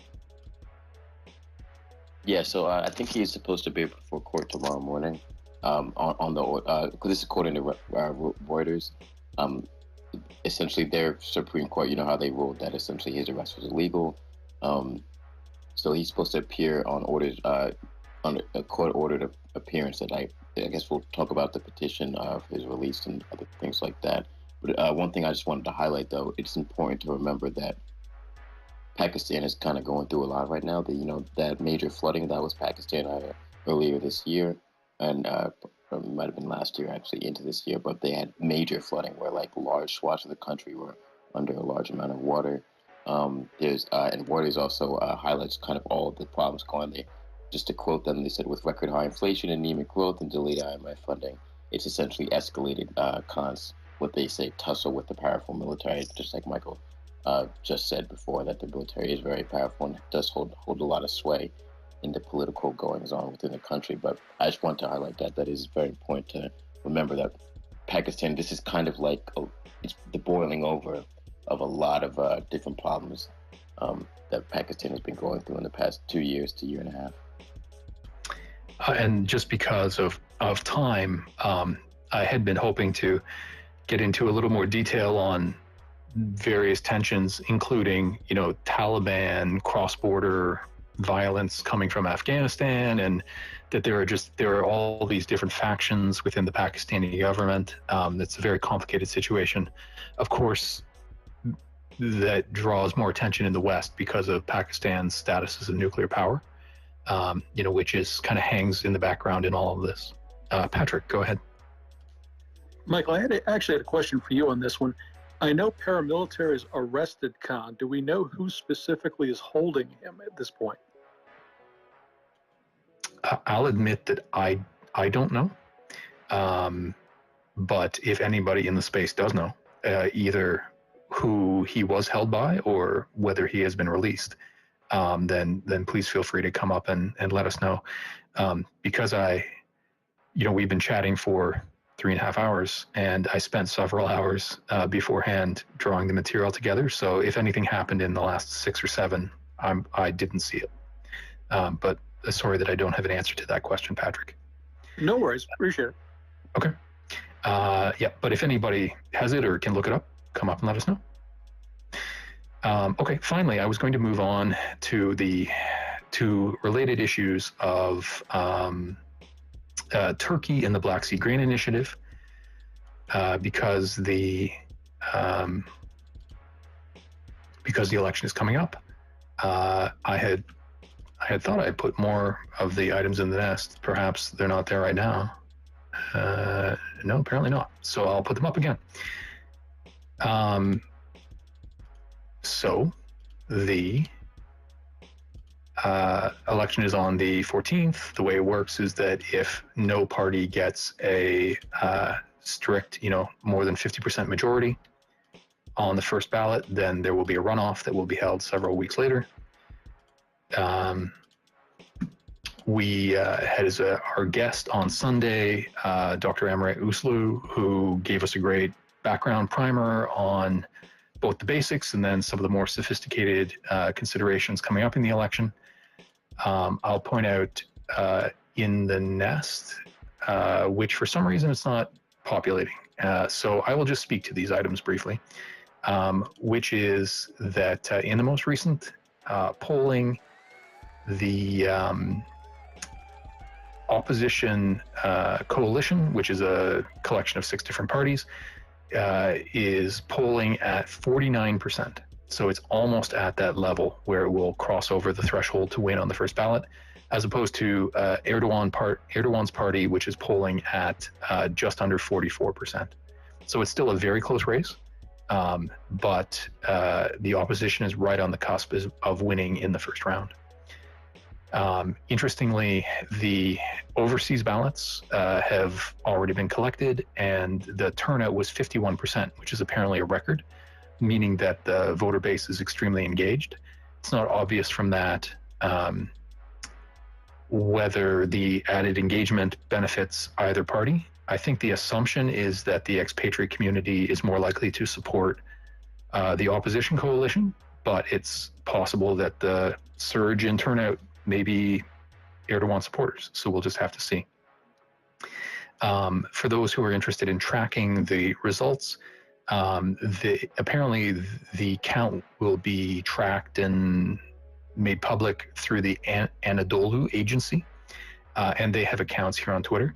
Unfortunately, for some reason, the tweet I have that links you to that just won't post to the nest for me. We have a couple of hands. Jacoby, do you want to go ahead? Yeah, we're looking for things in the nest. If you look back a little bit, they're a little bit back, I think. And then I put up a post for a tweet or for a space that's in a couple days that I'm sure you'll mention that toward the end, Aaron space. But so it just there might be repeats in there. And I also had a question about the elections themselves, or just a comment if anybody in the space had any thing that they could add to it, some color or whatever. It was my understanding, sort of reading through news over the last couple of weeks, that the election was pretty tight for a while, and perhaps the opposition to the current head of state, whose his name I often can't say, Kılıçdaroğlu, that he had a bit more of a lead coming into the election, but that it still was pretty relatively tight among them, and maybe it's just sort of tightened up slightly, but that it was surprising for quite a while that the opposition had a fair bit of momentum coming into the election on the weekend. I see a bunch of hands, John's and Exits and Aaron's. That is a bunch of hands. We'll go to Exit first as co-host, and then we'll go around. So the tweet that Mr. Bond put up from Rajib has Kılıçdaroğlu at 49% today. When I was talking to Yorick earlier today, he specifically said that although he technically needs to get 50%, they believe that there's enough kind of buggery going around that he'll have to get at least 51. Currently, Erdogan is polling at 44%, give or take. But what Mr. Bond didn't get a chance to get to yet is that INTS, one of the other people running, pulled out today. His voters are likely to be split between the two. So there isn't a direct relation to him pulling out, though Kılıçdaroğlu did invite him to join the table of 6. Whether or not that actually happens, there's doubt that that will actually happen. There is one more person running, Ogan. He canceled his events today, but did not say that he is pulling out, specifically told Bloomberg that he is staying in the race. It's really just a matter of where the undecided voters go and where INS's voters go as to whether or not they'll get the 50/51% they need in the first round. Thanks for that update. We'll go to Jacoby as co-host, and then we'll go around. I'll wait and hear before I raise a question again. Go ahead. Sure. I think with John and then Aaron. Thank you. To speak to Patrick, I had asked a question exactly who's holding Imran Khan.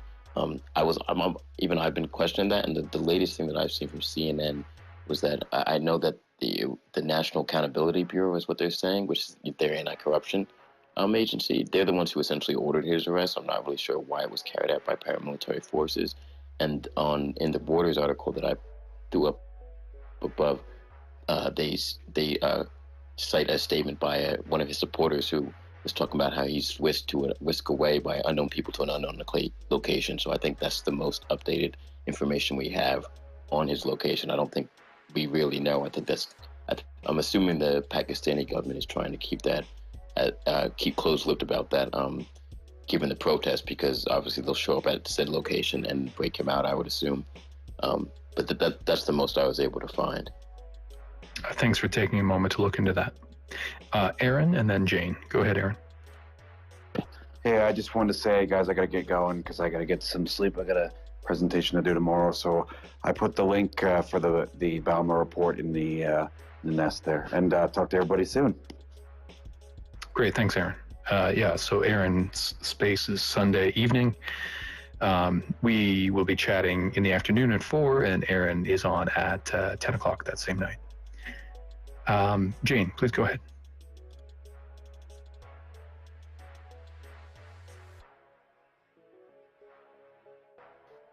Sorry about that. I'm having a little bit of technical trouble here. I don't know if you guys can hear me or not. I am not hearing you real well, so I'm going to pass on this question. I can see that exit, but I can't hear you too well. So I'm going to pass on the question, but thank you, Michael. Thank you, everybody. Great space, as always. Appreciate it. Yeah, thank you for joining us. That's one of the risks by trying to do this so that we can get live input. We have to deal with the Twitter glitches. Jacoby, did you want to go ahead? No, I'll pass on my question for now. Okay. So it looks like we're just about ready to wind up. One or two more points on the Turkish matter. I want to point out that Kılıçdaroğlu came out today and he warned Russia not to interfere in the domestic election. And he said that he believed they were behind conspiracies and fake content that had been exposed recently, which is a very explicit and potentially bold assertion. But perhaps that boldness will win him some fans. To that end, the first item in the nest is about how it was announced today that Russia would permit Turkey to defer payment on $600 million worth of Russian energy. And coming on the same day that the opposition candidate is calling for Russia not to interfere, you wonder what the impact of that kind of economic leverage is.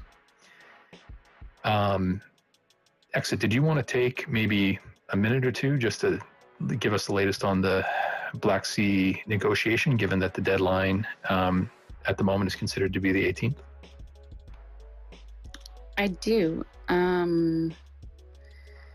So there's 7 days left in the Black Sea Grain Initiative. They had 2 days of meetings yesterday and today, and out of that came exactly nothing other than they did mention, the UN mentioned specifically in their release that they are working on reopening the ammonia pipeline that they have mentioned now in the last, well, I guess they didn't mention it in the last renewal, but the one before that, they mentioned that they were trying to open it. In the last renewal that they were talking about it, it was Ukraine saying, hey, we'd like to open the port of Mykolaiv, and in return, Russia would be able to transport ammonia out using a line that goes to the Yuzhny port. And so that's just of note for a couple of reasons. Originally, in the deal, they talked about having a U.S. company buy the ammonia from Russia at the Ukrainian border and then be responsible for transporting that to Yuzhny and loading it.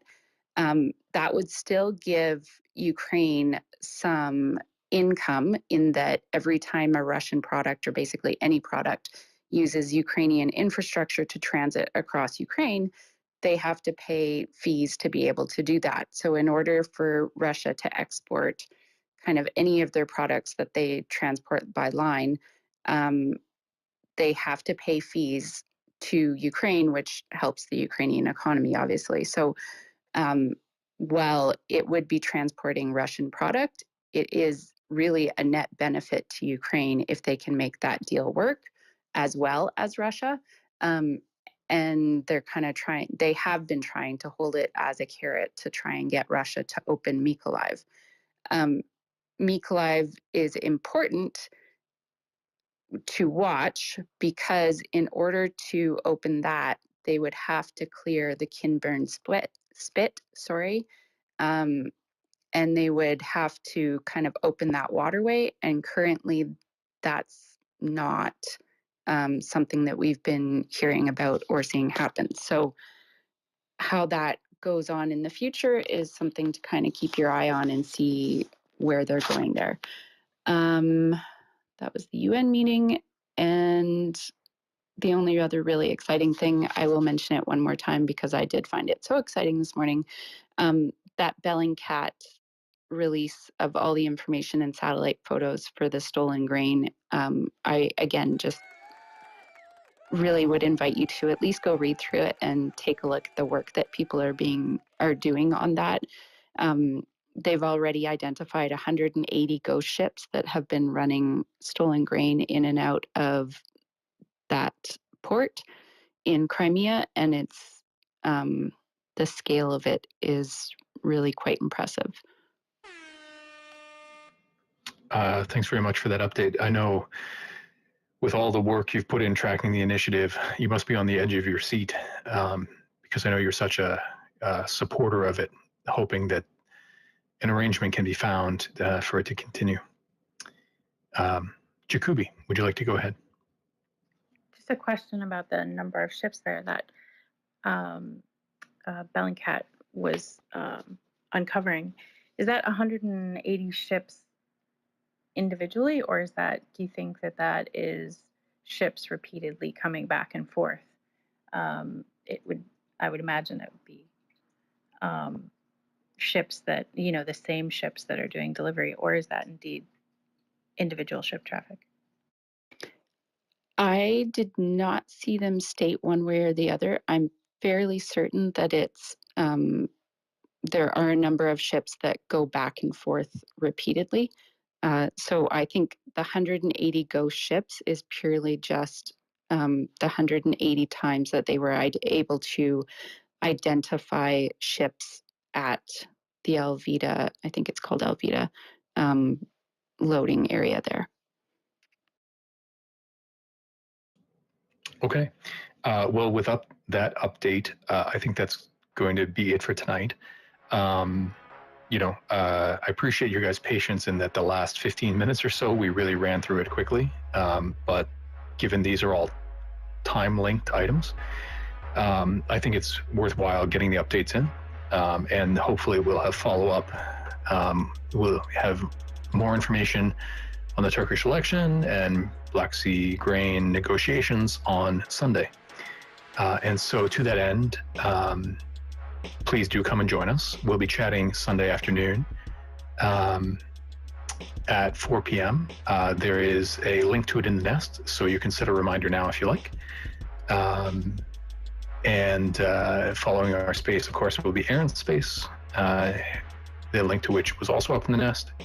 As a reminder, on Sunday, we'll also hear the solution to last week's geolocation puzzle and have a new one. The link to the puzzle, if you haven't started it yet, is the second item up in the nest. And thanks to Exit for putting that together. And so with that, I'd like to thank our excellent guest, Stefan Watkins, who filled us in on flight tracking generally, and more specifically, because he follows it so closely in Canada, sort of his interesting relationship and back and forth, with the Canadian government, and slowly getting more information and trying to bring the standard for open access to information up. I'd like to thank everybody who came to listen and the speakers. I think most of our speakers are very dedicated to these subjects. I'd encourage you to check out their profiles, and I think many of them are worth a follow. And then finally, thank you to my co-hosts, Exit and Jacoby. Without your guys' support, we couldn't run these spaces. So I look forward to chatting with you guys all on Sunday. Have a good night.